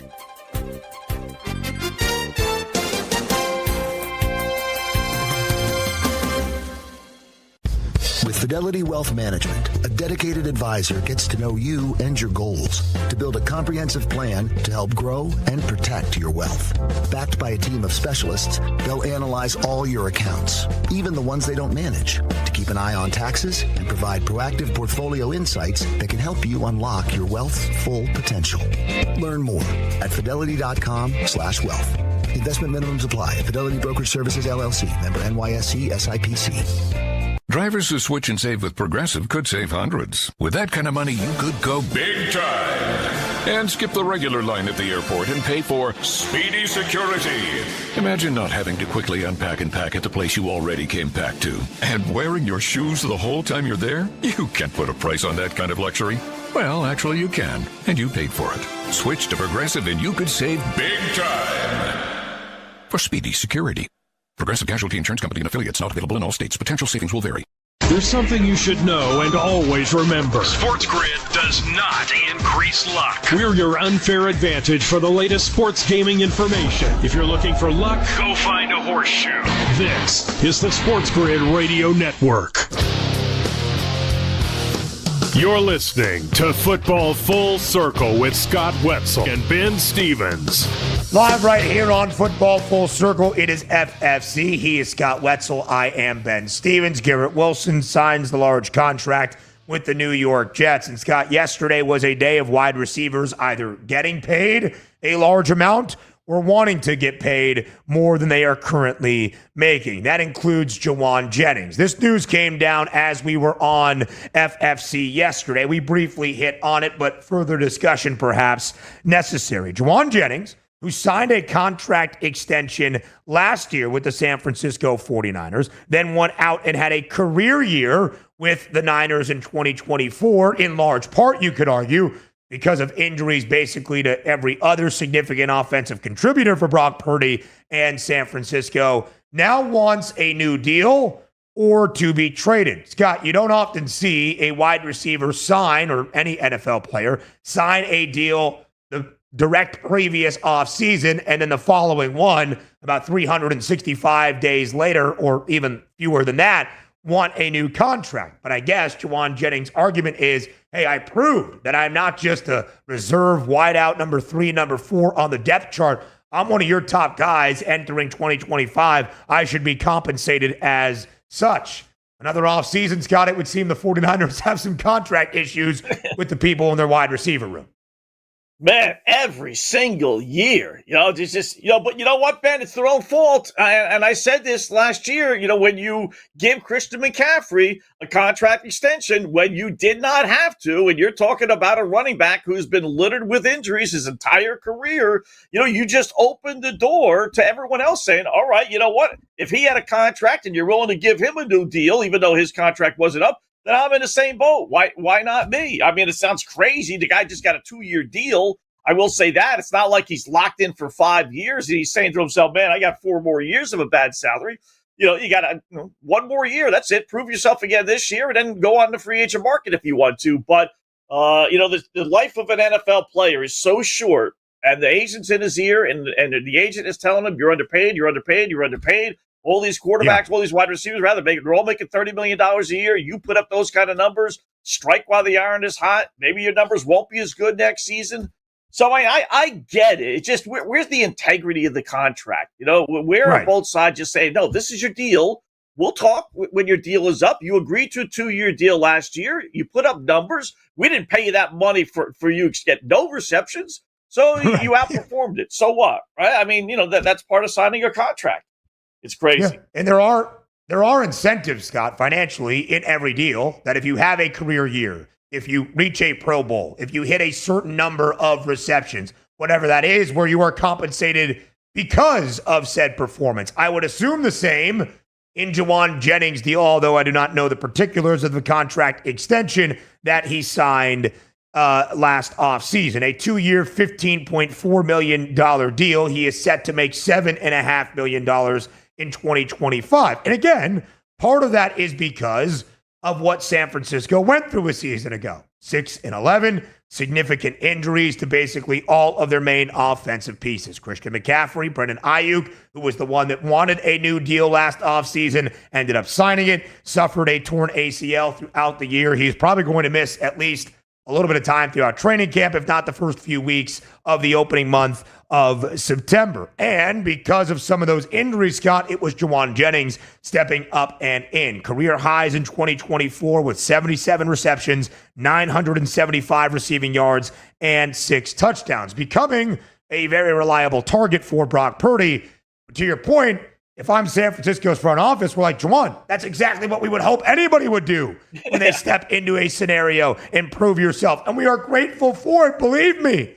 But that doesn't necessarily mean we are going to just completely get rid of the deal that we extended you on from an offseason ago. It is a contract for a reason, to your point, Scott. Yeah, and listen, you really going to hold out, right? I mean, you're going to walk away from $7.5 million, which, oh, by the way, would then be your contract the next year because that wouldn't be accrued. So they really, he could boast all he wants about how he wants to trade. He's going to hold out, this and that. But ultimately, he's got to get back on the football field. Blame his agent, or blame himself for signing the deal 2 years ago. He should have had an out clause. If he felt this compelled about, listen, if I put up certain numbers, then the second year gets waived. Maybe making a player and team option for the second year, not something written in stone. But I get it. Like I said, Ben, the shelf life of these receivers and for all NFL players is so short. You capitalize when you can. And it's July. Come September, if he's holding out, then you take it a little bit more seriously. But this is the time where you throw the idle threats out there like I want out. Yeah, and Scott, it's one of those things as well, almost like a Brandon Ayuk situation last summer. He wasn't a hold out. He was more of a hold in, but not necessarily happy on the practice surfaces of where 49ers training camp was taking place. And that is the expectation, at least according to the sources in this report, that Jauan Jennings is not in danger of holding out or missing time or any of that. He's just maybe not all that pleased with his current contract situation. And Scott, here we are in this offseason for San Francisco where a lot of things have changed for the 49ers over the span of the last year based on that 6-win season. But they also had, at least for the most part, a pretty positive offseason. Sure, a lot of changing parts. Deebo Samuel gone. Both Javon Hargrave and Javon Kinlaw are now gone along the front of that defensive line as well. But they extended Brock Purdy. They extended George Kittle. They extended Fred Warner, the cornerstone pieces of this franchise, with a lot of money. It seemed like the waters were a little bit calm where nobody who was still in the organization was upset. And now you throw in the Juwan Jennings wrinkle for a Niners team that is expected to bounce back from a 6-11 record last year.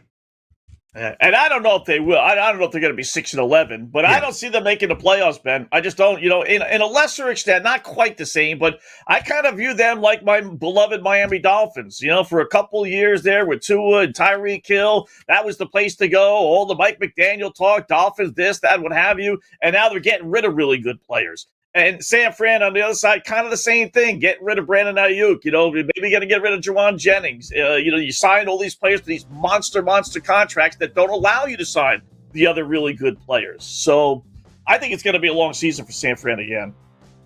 Yeah, it probably is going to be, at least if you look, Scott, on what last year had. And there's a lot of changing parts there by the Bay as well. Further conversation on the Niners and quarterbacks in the NFL coming up next on FFC.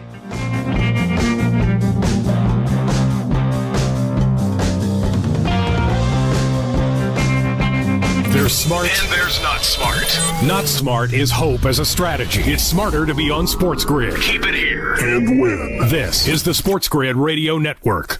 The SportsGrid Radio Network presents This Date in Sports History. 1912, American athlete Jim Thorpe wins the decathlon gold medal at the Stockholm Olympics. The award was stripped in 1913 because Thorpe played pro baseball, but the medal was reinstated in 1983. The Associated Press ranked him as the greatest athlete from the first 50 years of the 20th century. Thorpe was inducted in the Pro Football Hall of Fame in 1963. For SportsGrid Radio, I'm Mike DeMurgis. The Technology Minute with George Capalbo. Until now, the only way to deal with pesky mosquitoes, the old-fashioned way. Now, if you dare, buy into a new Hong Kong-based Indiegogo project called Photon Matrix. A paperback-sized AI device uses LiDAR to invisibly scan for mosquitoes up to 20 feet away. And then high-powered lasers can vaporize up to 30 mosquitoes per second. One unfortunate problem, onboard sensors detecting humans in the kill zone means it won't fire. Otherwise, follow me at G Capalbo on X and stay tuned to The Technology Minute for more cool stuff like this. The early line. You know what camp week should have been? Should have been this week in the WNBA. Nothing going on you have the center stage in the afternoon where nobody's watching everything. People are handicappers. People are gamblers. Even if they don't like the WNBA, take Caitlin Clark over 2.5 3-point shots made. You will tune in, and all it takes for you to watch one game, you know what? I won $10. That was fun. It's the early line with Ben Stevens and Donnie Rightside. Weekdays, 8 a.m. Eastern, 5 Pacific on the SportsGrid Radio Network. There comes a point when the chips are down. To coin a phrase. When the only thing you can do is stop and wait. Do you want to face that moment prepared? Or rely on luck? Get the winning edge. This is the SportsGrid Radio Network.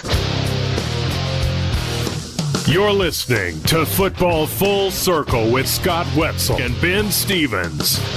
Live right here on Football Full Circle. It is FFC. Scott, the 49ers enter the 2025 campaign expected to be back where they have been outside of last season, because 4 of the previous 5 years before 2024 came around with significant injuries really telling the tale for the 49ers season and a 6-11 mark. San Francisco reached the NFC Championship game 4 of those 5 years, reaching a Super Bowl twice in that half-decade run, coming up short against the Kansas City Chiefs in both of those ventures. But, Scott, when you look at the Niners this year, the win total by the Bay, 10.5, the under a slight bit of juice at -115. But San Francisco has the second best price, as we discussed last week, of any team around the NFC in the entirety of the conference, only behind the reigning Super Bowl champion Philadelphia Eagles to reach the NFC postseason. And you might be saying to yourself, where is Super Bowl 60? Not that that should be any more incentive, but it is inside Levi's Stadium in Santa Clara, California, this upcoming February. San Francisco would love to be playing in a third Super Bowl in the last 7 years in their own home ballpark. Scott, like you, though, I'm a little bit skeptical that San Francisco just cruises the double-digit wins and a playoff berth once again, just because the idea that everybody should be healthy. Yeah, you know what? And again, McCaffrey's an injury waiting to happen again. Once that Pandora's box was opened up last year, I just wonder about that. Guys coming and leaving. Kittle a little bit older. A little surprised they gave him the amount of money they gave him. I'm just not high on Brock Purdy. He had a chance to shine last year, and he didn't. I think he showed his true colors. Good quarterback, don't get me wrong, but he's not going to elevate a team that is a mediocre team into a great team. He's good enough, as we saw, to take a great team, to the Super Bowl and do really, really well. But is he good enough to take a mediocre team? Look, I view this San Fran team. I just don't see it. I just don't. I just think the pendulum has swung the other way. There's a fine line on whether you're improving and getting better or whether you're stagnant or getting a little bit worse. I just view the 49ers as getting a little bit worse. All the good karma, the Deebo Samuel, all the weapons they had, and everyone's happy going to San Fran, and now it seems like every time you turn around, there's another player threatening a contract holdout, like we talked about with Jennings, or once out, is out. I don't see it with San Fran. I really don't. Yeah, Scott, there's a lot to like on the roster, right? Talent-wise, but a couple of those key contributors to the runs they have made the last few years. As we mentioned, the two guys up front, Javon Hargrave, Javon Kinlaw, they are in other areas. Talanoa Hufanga, one of the leaders of their defense, he is also out of San Francisco. Nick Bosa is still there. Fred Warner, as we said, earning that contract extension. They drafted Mykal Williams early in the opening round, 11th overall. Part of being a talented team and having a bad year and having a pick in the top 11 of the NFL draft, you should get an instant impact player in the talented edge rusher and big body out of Georgia. Brock Purdy is there. George Kittle is there. Christian McCaffrey, if healthy, will be there. Trent Williams, who had his own contract dispute last year, should be there and happy having inked that deal. But you still have some injury concerns around Brandon Ayuk. Ricky Pearsall, who was their first-round pick 2 years ago now, of course, dealt with being shot in the offseason a season ago, kind of finding his footing in a slow way during his first year in the NFL. Still some questions, Scott, I would say, about this team. Not one that I'm like, all right, well, it's just injuries, bad luck, but they'll be good. McCaffrey missed so much time and only played in 4 games, which had not been the story of his first year and a half with the 49ers because of Achilles tendonitis. That's not something that it's like, oh, he had a bad hip, he got it figured out, he's good to go 100%, at least in my medical opinion. I expect the 49ers to be a playoff contender, but just surefire 10, 11, 12 wins, win the NFC West, earn a wild card spot, make the deep run we are accustomed to seeing. That is my hesitation. Yeah, I think their over-under number, Ben, is indicative of what really the boys in Vegas think. Because if you look at their schedule, I mean, it's as easy as a schedule as you could have. It really is. You take a look at the 5 best teams, right? You can argue that, but Buffalo on there? No. Detroit on there? No. Baltimore on there? No. Cincinnati on there? No. Detroit on there? No. Green Bay? No. I mean, none of the big boys are on that schedule. The only thing they do have daunting is 6 of their first 9 are on the road, and they got 3 East Coast area West trips, if you want to count New Orleans as East Coast. But they got to fly back-to-back, Seattle, New Orleans. Then you got Tampa Bay on there. You got the Giants on a separate road trip as well. But as far as the teams, you couldn't pick an easier 17-game schedule. Their over-under should be 12.5, not 10.5. Yeah, part of the reason, Scott, that you could see them being in that playoff position with a solid bounce-back record from last season. There is plenty more to discuss on Football Full Circle, like who everybody thinks the top 10 quarterbacks in the league are right now. Next.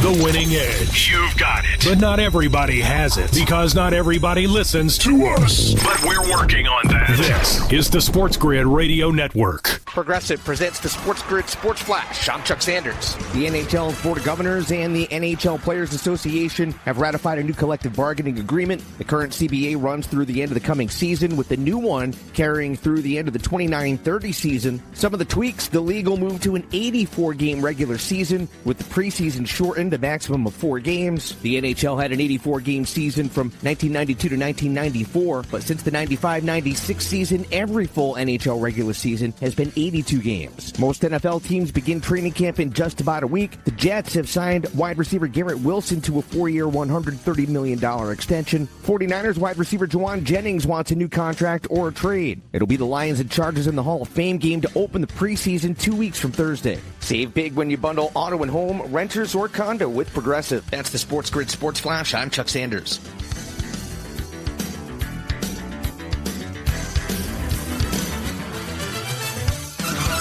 All right, Takis fans. Wendy's knows you love your Takis Fuego chips. So we thought, why not make a Takis Fuego meal with a Takis Fuego chicken sandwich with spicy chicken topped with crushed Takis Fuego chips and creamy corn spread. Plus, it comes with Fuego fries inspired by Takis and a bag of Takis Fuego chips. If we had any more heat, we might start an actual... I told him this would happen. For an intense new take on Takis chips, gotta be Wendy's. Limited time only. Participating U.S. Wendy's includes 1 ounce Takis Fuego chips while supplies last. Takis and Fuego trademarks are used under license. Lanny went to college and racked up huge debt. A little bit over $100,000. For a degree he couldn't use? Now what? I had a friend that went to my computer career. They even helped him get hired immediately after graduation. One of the things I love about IT is that you can work from anywhere you want. You could become an IT pro in just months, including cybersecurity and the basics of AI with zero experience at mycomputercareer.edu. It worked for me, and I know it can work for you. This is one student's experience. Individual results vary. You're listening to SportsGrid. Spreading the winning edge far and wide. Terrestrial, internet, TV, satellite, and don't forget our mobile app. Face it. The winning edge is everywhere. Somewhere there's a squirrel frustrated he can't get a phone. This is the SportsGrid Radio Network. You're listening to Football Full Circle with Scott Wetzel and Ben Stevens. Earlier in the week, Scott, it was reported to ESPN through a survey, a straw poll, if you will, between executives, scouts, and coaches around the National Football League, who those involved in the league consider the top 10 quarterbacks as of this moment in the NFL. And that list reads as such, in order 1 through 10. Patrick Mahomes 1, Josh Allen 2, Joe Burrow 3, Lamar Jackson 4, Jaden Daniels entering year number 2 at number 5, Matthew Stafford at number 6, at number 7 it is Justin Herbert, Jared Goff 8, Jalen Hurts, Super Bowl champion Jalen Hurts number 9, and Baker Mayfield at 10, rounding out that top 10, according to league sources, executives, scouts, coaches around the NFL. Scott, you hear that list, 1 through 10. Where do you look first for your initial reaction? Jaden Daniels, what'd you say, he was 5? I'm surprised he's on the list. Potentially, could he be on, in a couple of years, let him prove himself a little bit more? I love him, and I said he should have been the number 1 overall pick, not Caleb Williams, so I'm buying into him, but I'm surprised they actually put him that high, 5, on the list. I would have thought that maybe they would have put a Dak Prescott on there, who's not on the list, and a couple of others we can mention here in a sec, but Daniels being on the list and that high is the initial surprise. Yeah, I think, Scott, that's one of the first areas I look as well. Jaden Daniels had a historic and record-setting rookie season. He led the Commanders to a place they had not been in more than 3 decades. But if we're talking right here, right now, top 5 quarterback in the NFL, yeah, I'm not so sure, and seems like a ton of recency bias. From that same thought, would C.J. Stroud have been a top 5 or top 8 quarterback if we did this same exercise an offseason ago? That's where I have a little bit of an issue. Scott, before we dive into the rest of the list, because my main issue is with the guy who is at number 9, I do want to start at the top. Do you have any issue whatsoever with Patrick Mahomes being the best quarterback in the National Football League right now? No. I don't know how anybody could, seriously. What excuse would they give you to not have Patrick Mahomes number 1, right? So, yeah, you don't even have to expand on it. He's a consensus number 1 quarterback, right? Yeah, I would say so. as well. And again, Scott, when I think of best or greatest or most elite at this moment, it's a sampling of everything. And the criteria, I'm sure, for all these execs, coaches, and scouts that were used in this straw poll, I'm sure between us, between everybody, your criteria might be different. Is it production, individual accolades, stats year over year over year? But ultimately, Scott, all of that to me is compiled in success, whether that be individual success or team success, and performing on the greatest and grandest stages. And Patrick Mahomes has done that the entirety of his NFL career. He has been the starter in Kansas City now for 8 seasons. And Patrick Mahomes, what he has done in that time, Scott, or at least the starter for 7 seasons, and in all 7 of those years, he has led the Kansas City Chiefs to the AFC Championship game. They have hosted the AFC Championship game in 6 of those 7 years. They have won said AFC title in 5 of those 7 years. They have played that, of course, in a Super Bowl with 3 Lombardi trophies to show for it. Patrick Mahomes is a 2-time NFL MVP, a 3-time Super Bowl MVP. That career resume already, Scott, for a guy that is not even 30 years old yet, yes, certainly justified in being that number 1 quarterback right now in the NFL. Yeah. Listen, he could literally retire right now, and he's in the Hall of Fame. First ballot Hall of Famer, right?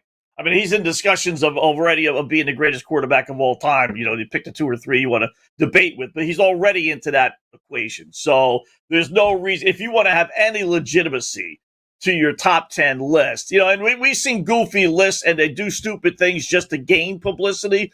But if you want to be taken seriously, like I'm sure these guys do, this is not media members. These are executives, supposedly, that he's got to be number 1. He just has to be. Yeah, certainly so. Scott, 2 through 4, now a little bit interesting, I would say. Josh Allen just earning that MVP last year. He gets the nod at number 2. Joe Burrow, who is the only quarterback in the AFC to beat Patrick Mahomes in the postseason, gets the nod at number 3. He has played in a Super Bowl, something Josh Allen and Lamar Jackson have not done. He has won a conference championship, of course, as well, and yet Burrow does not have an MVP award. Last year missed out on the postseason despite being fully healthy. And Lamar Jackson is a 2-time MVP winner, albeit with a 3-5 playoff career resume, which is the main knock against Lamar. And Scott, last year was named first-team All-Pro in the quarterback spot, and yet it was Josh Allen winning the MVP award. The first time in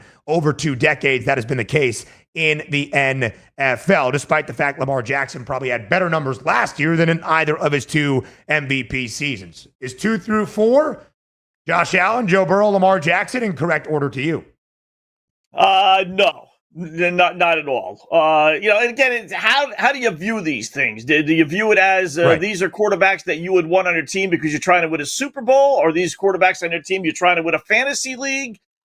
So there's different ways you can kind of view this. Are you just trying to stay status quo, be competitive, sell tickets and be happy with that?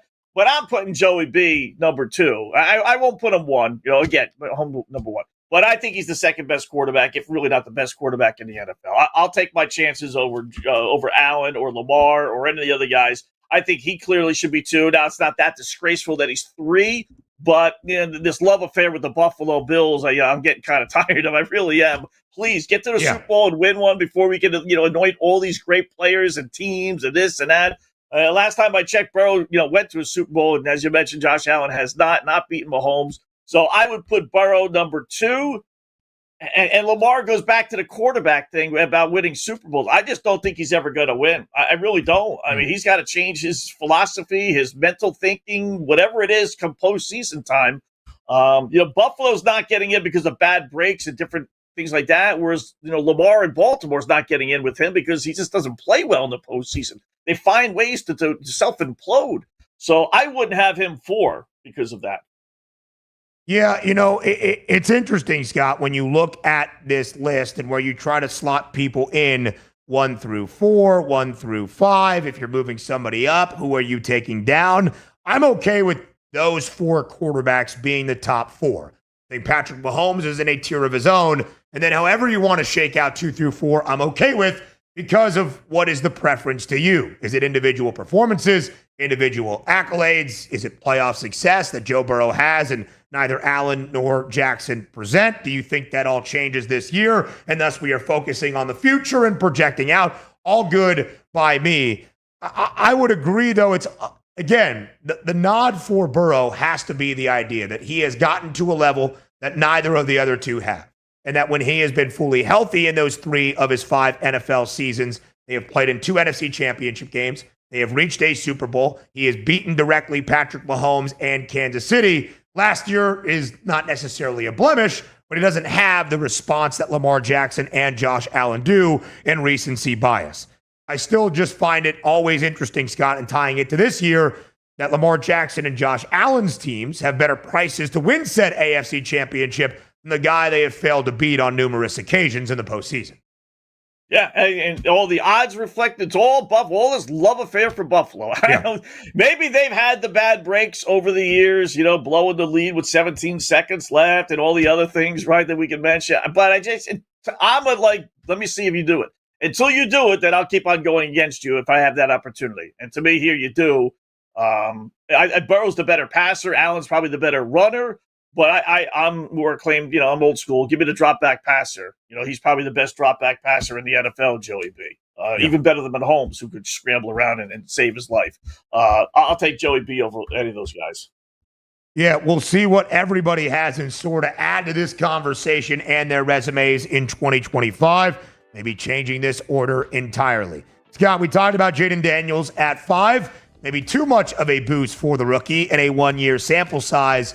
I also want to talk 6 through 10 on the other side of the break, and most notably, a guy that just beat Patrick Mahomes at a Super Bowl, Jalen Hurts, at number 9. That's next on FFC.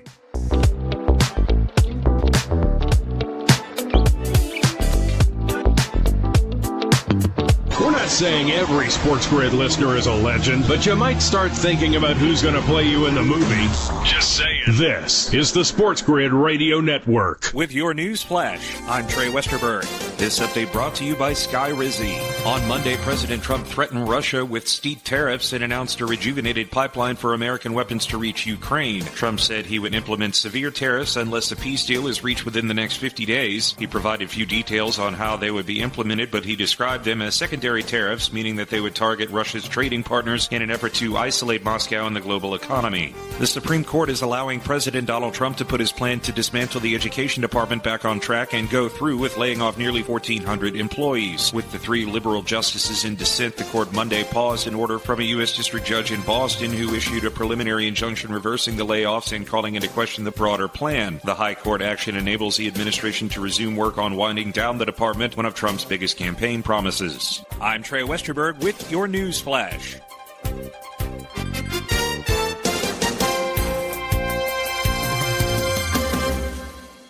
With Progressive, you can reach customer service in the way that's easiest for you, by phone, app, or online. We know it would be great if we just magically appeared, but that's more of a genie thing, and we do insurance. But with us, you'd be like, well, it wasn't a genie, but it was great customer service, so that's nice. And sure, you probably would still like the whole 3 wishes thing, so if you meet a genie, you should definitely ask. But when you need us, contact Progressive by phone, app, or online. Just no genies. Progressive Casualty Insurance Company and Affiliates. What was that? That is business phone bliss with the Ooma Cloud Phone System. It handles all our voice, video, and messaging needs. You sound very calm. I am. Ooma has everything I need to handle the busy holiday season, like virtual receptionist, call routing, and video conferencing. And it starts at just $19.95 per month per user, plus taxes and fees. Ooma. Nice. Find your business comm at ooma.com/radio. Remember when you were thankful you could just get AM and FM? Things have progressed. Now even an app on your phone can give you a 21st century thrill with that little drop of heaven called the deposit notification. This is the SportsGrid Radio Network. You're listening to Football Full Circle with Scott Wetzel and Ben Stevens. Live right here on Football Full Circle, it is FFC. Scott, we hit on the top 4, the top 5, even with Jaden Daniels, of this top 10 list that coaches, scouts, and execs around the NFL have voted on the best 10 quarterbacks in the National Football League right now. Let's work our way 6 through 10. Matthew Stafford, the veteran, is at number 6. Justin Herbert, number 7. Jared Goff, 8. Jalen Hurts, 9. And Baker Mayfield, 10. Scott, I think my biggest issue, I have a couple of issues with where this list is right here, right now. but there are two quarterbacks active in the National Football League that have got the better of Patrick Mahomes in a playoff game. One of that, as most recently as Super Bowl 59, and that was Jalen Hurts for the Philadelphia Eagles in a Super Bowl. If you want to talk about Hurts and his offensive production throughout the entirety of his career, maybe okay, right? Maybe he hasn't put up the MVP numbers of a Lamar Jackson, of a Mahomes, of a Josh Allen. I understand all of that. Maybe not even the production of a Joe Burrow at times.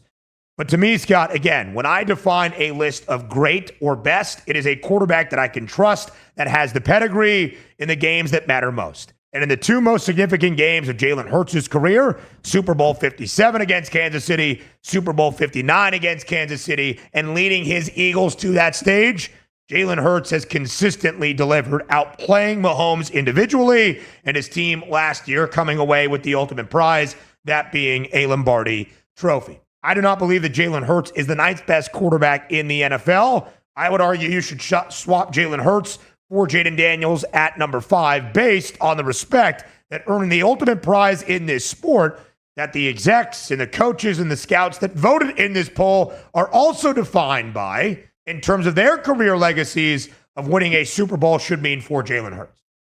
Yeah. Did these executives and scouts and coaches watch the NFC Championship game last year? You know, when Jalen Hurts destroyed Washington and Jaden Daniels? So I don't get, those are like, if you look at the list, like we said, you know, the Jaden Daniels being that high, and to me, I agree with you, Hurts being that low. That's why I think, you know, Nick Sirianni came out the other day and defended and said that, you know, they're not holding basically Hurts' hand, and he is leading our team and this and that. I think that, you know, the mantra this year with Philadelphia is going to be a little different. I think they're going to go out of their way. Instead of maybe doing the push-tush 5,000 times for touchdowns, maybe they have the kid roll out and let him throw an easy 1-yard touchdown pass. So instead of throwing 22 to 25 touchdowns, he's now throwing for 30 to 35 because, you know, you can score almost any way you want from the 1-yard line. So I think they're going to go out of their way to throw the ball and get his numbers up there because he, to me, is a top 5 quarterback. He just is. I'd have him over. Listen, you want to say Matthew Stafford, okay, he's got a Super Bowl. You want to go Jared Goff because of all the numbers he's putting up with Detroit. I think that's a perfect situation for him, okay. But to have him behind Justin Herbert and Jaden Daniels, to me, you know, when's the last time Justin Herbert won a big-time game? Ever? Honestly? Ever? And now you got a quarterback who's won a Super Bowl against, you know, the number one competition in Mahomes in Kansas City, and you're going to have him ranked, below him? Yeah, I wouldn't have done that.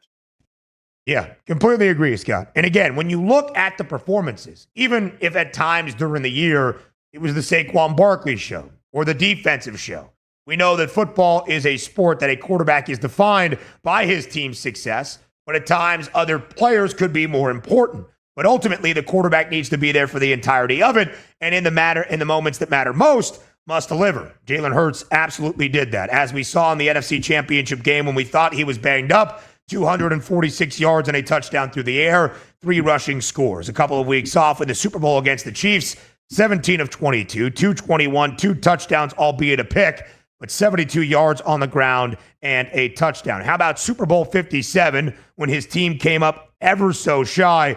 One of the great individual quarterback performances, Scott, we have ever seen in a Super Bowl. 304 yards, a touchdown, 70 rushing yards, 3 touchdowns. One of 2 players in NFL history, along with a running back in Terrell Davis, to have 3 rushing scores in a single Super Bowl.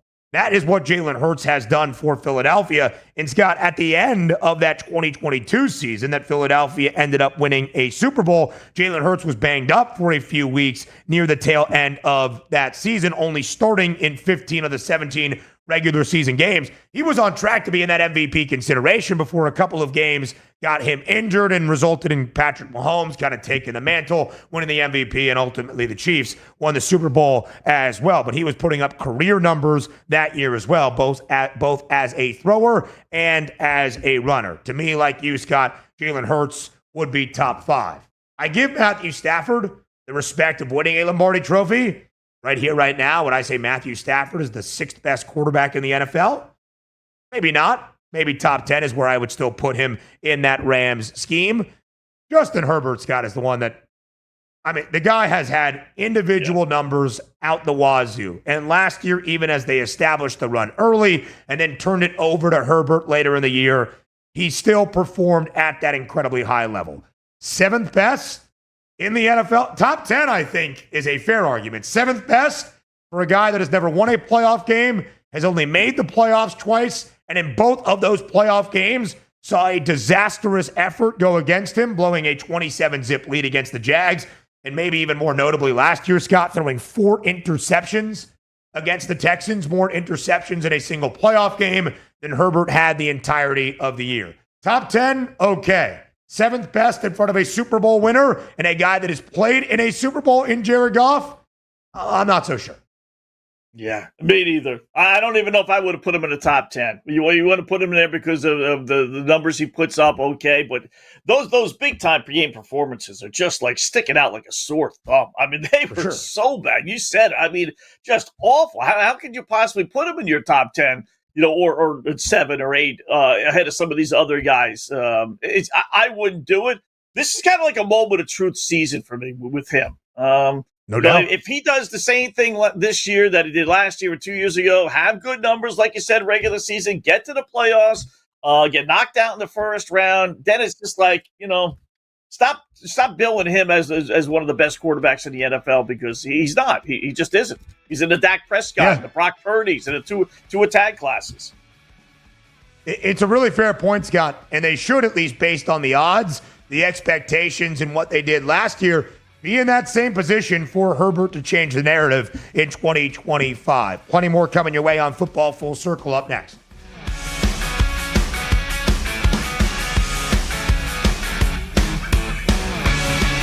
Luck is winning the lottery. Strategy is settling your divorce before cashing in the ticket. It's smarter to be on SportsGrid. Get the winning edge. This is the SportsGrid Radio Network. SportsGrid TV and radio networks are the premier streaming video and audio channels dedicated to serving the sports wagering audience. Found on major smart TV platforms and streaming on SportsGrid Radio and Sirius XM Channel 159. SportsGrid's real-time data, expert commentary, and entertaining analysis transform viewers into informed sports enthusiasts. Our weekday radio lineup begins with the early line at 8 a.m. Eastern with Ben Stevens and Donnie Rightside. Donnie joins Kevin Walsh on Moneyline at 11 a.m. Eastern, followed by Football Full Circle at noon Eastern. Kaplan and crew join the party at 1 p.m. Eastern, and Pharrell Coast to Coast keeps things rolling from 3 to 6 p.m. Eastern. Get in the mix with Kevin Walsh and Game Time Decisions at 6 p.m. Eastern. Evenings simmer with Carver and Lisi, then boils over with Gabe Moritzi on Sports Rage Late Night at 10 p.m. Eastern. To find out where to find SportsGrid that's best for you, go to sportsgrid.com. It's smarter to be on SportsGrid. Imagine combining the exciting investment opportunity of cryptocurrencies with the power of artificial intelligence to maximize your IRA, 401k, or other investment funds. Listen, if you're looking for ways to accelerate your retirement growth, Block Trust IRA has market-leading strategies and solutions for all levels of investors, from $1,000 to millions. And they partner with Bitcoin Magazine's #1 crypto trading fund in the world to maximize your returns. Plus, their team of IRA specialists is here to help you roll over your IRA or qualified retirement account to the new world of cryptocurrency investments. So make this free call right now to set up your account and learn more. 800-434-5313. 800-434-5313. 800-434-5313. That's 800-434-5313. It's stark but true. You can either listen to SportsGrid for strategies, odds, and more, or you can pay your bills by digging in your couch cushions for change. Just be sure to wear gloves. Get the winning edge. This is the SportsGrid Radio Network.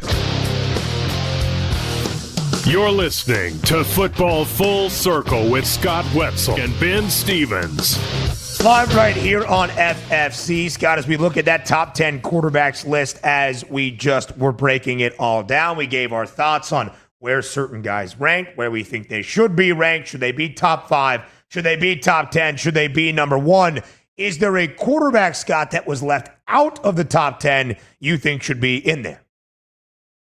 Not necessarily should. Well, the fact that Baker Mayfield is in there is kind of like, but his numbers say, the guy threw for 4,500 yards, whatever it was, close to 5,000 yards last year. I mean, he has come on. I will say, I've just never been a big Baker Mayfield fan. I find it interesting. My guy Tua Tags didn't make the list, or Dak Prescott. I really like. If you would have asked me, give me the top 10 quarterbacks that these coaches and everyone would have put on there, I would have said for sure Dak Prescott. Forget about his postseason failures, because we got guys on there, a la Justin Herbert, that have had postseason failures. I would have figured for sure he would have been on that list. So he's the one that's most surprising. What it tells you is really there's not that many good quarterbacks in the NFL. We got some young guys that seemingly are there to take the torch, whether it's Joey B, Josh Allen, obviously young, or C.J. Stroud and Bo Nix, if they can continue along their way. But, the nuts and bolts of it is, the Kyle Murrays of the world, Trevor Lawrences of the world. I'm a little surprised Jordan Love didn't make that list as well. I figured maybe they would be in love with him, but not really. So I'm surprised Baker's on there, and I'm most surprised that Dak didn't make the cut.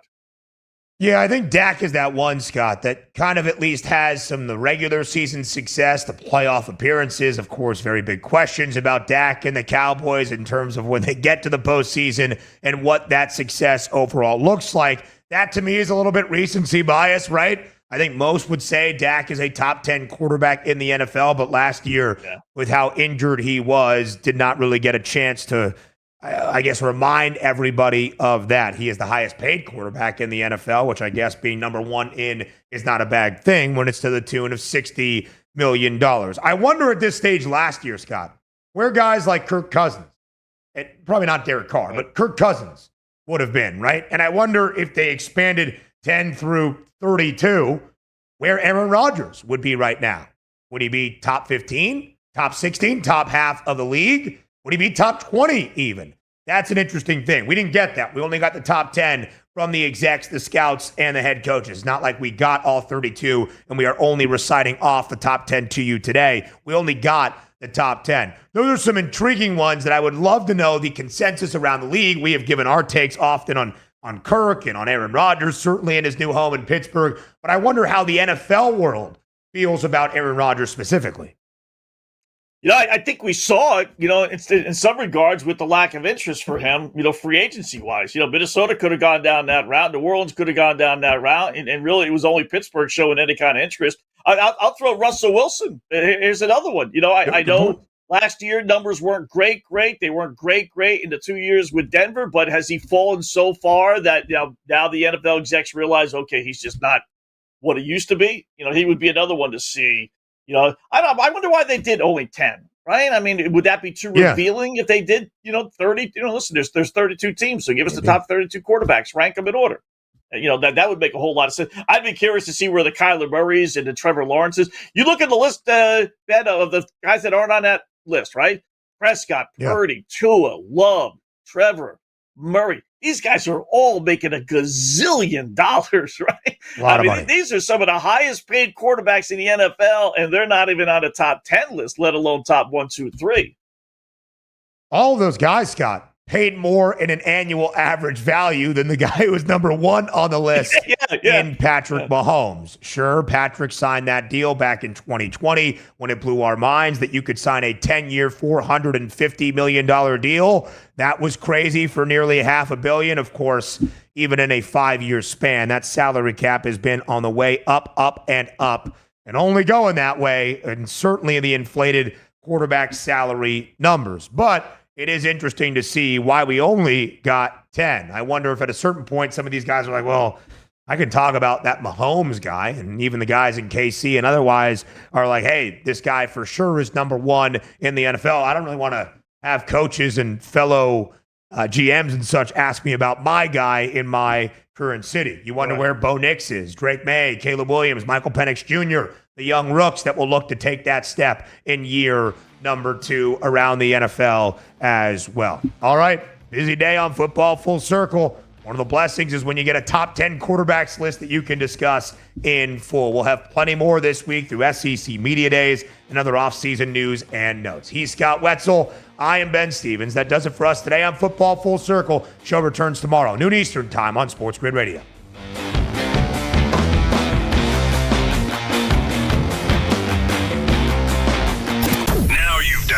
found the advantage for gaming, odds, and more. But we call it the winning edge for short. This is the SportsGrid Radio Network.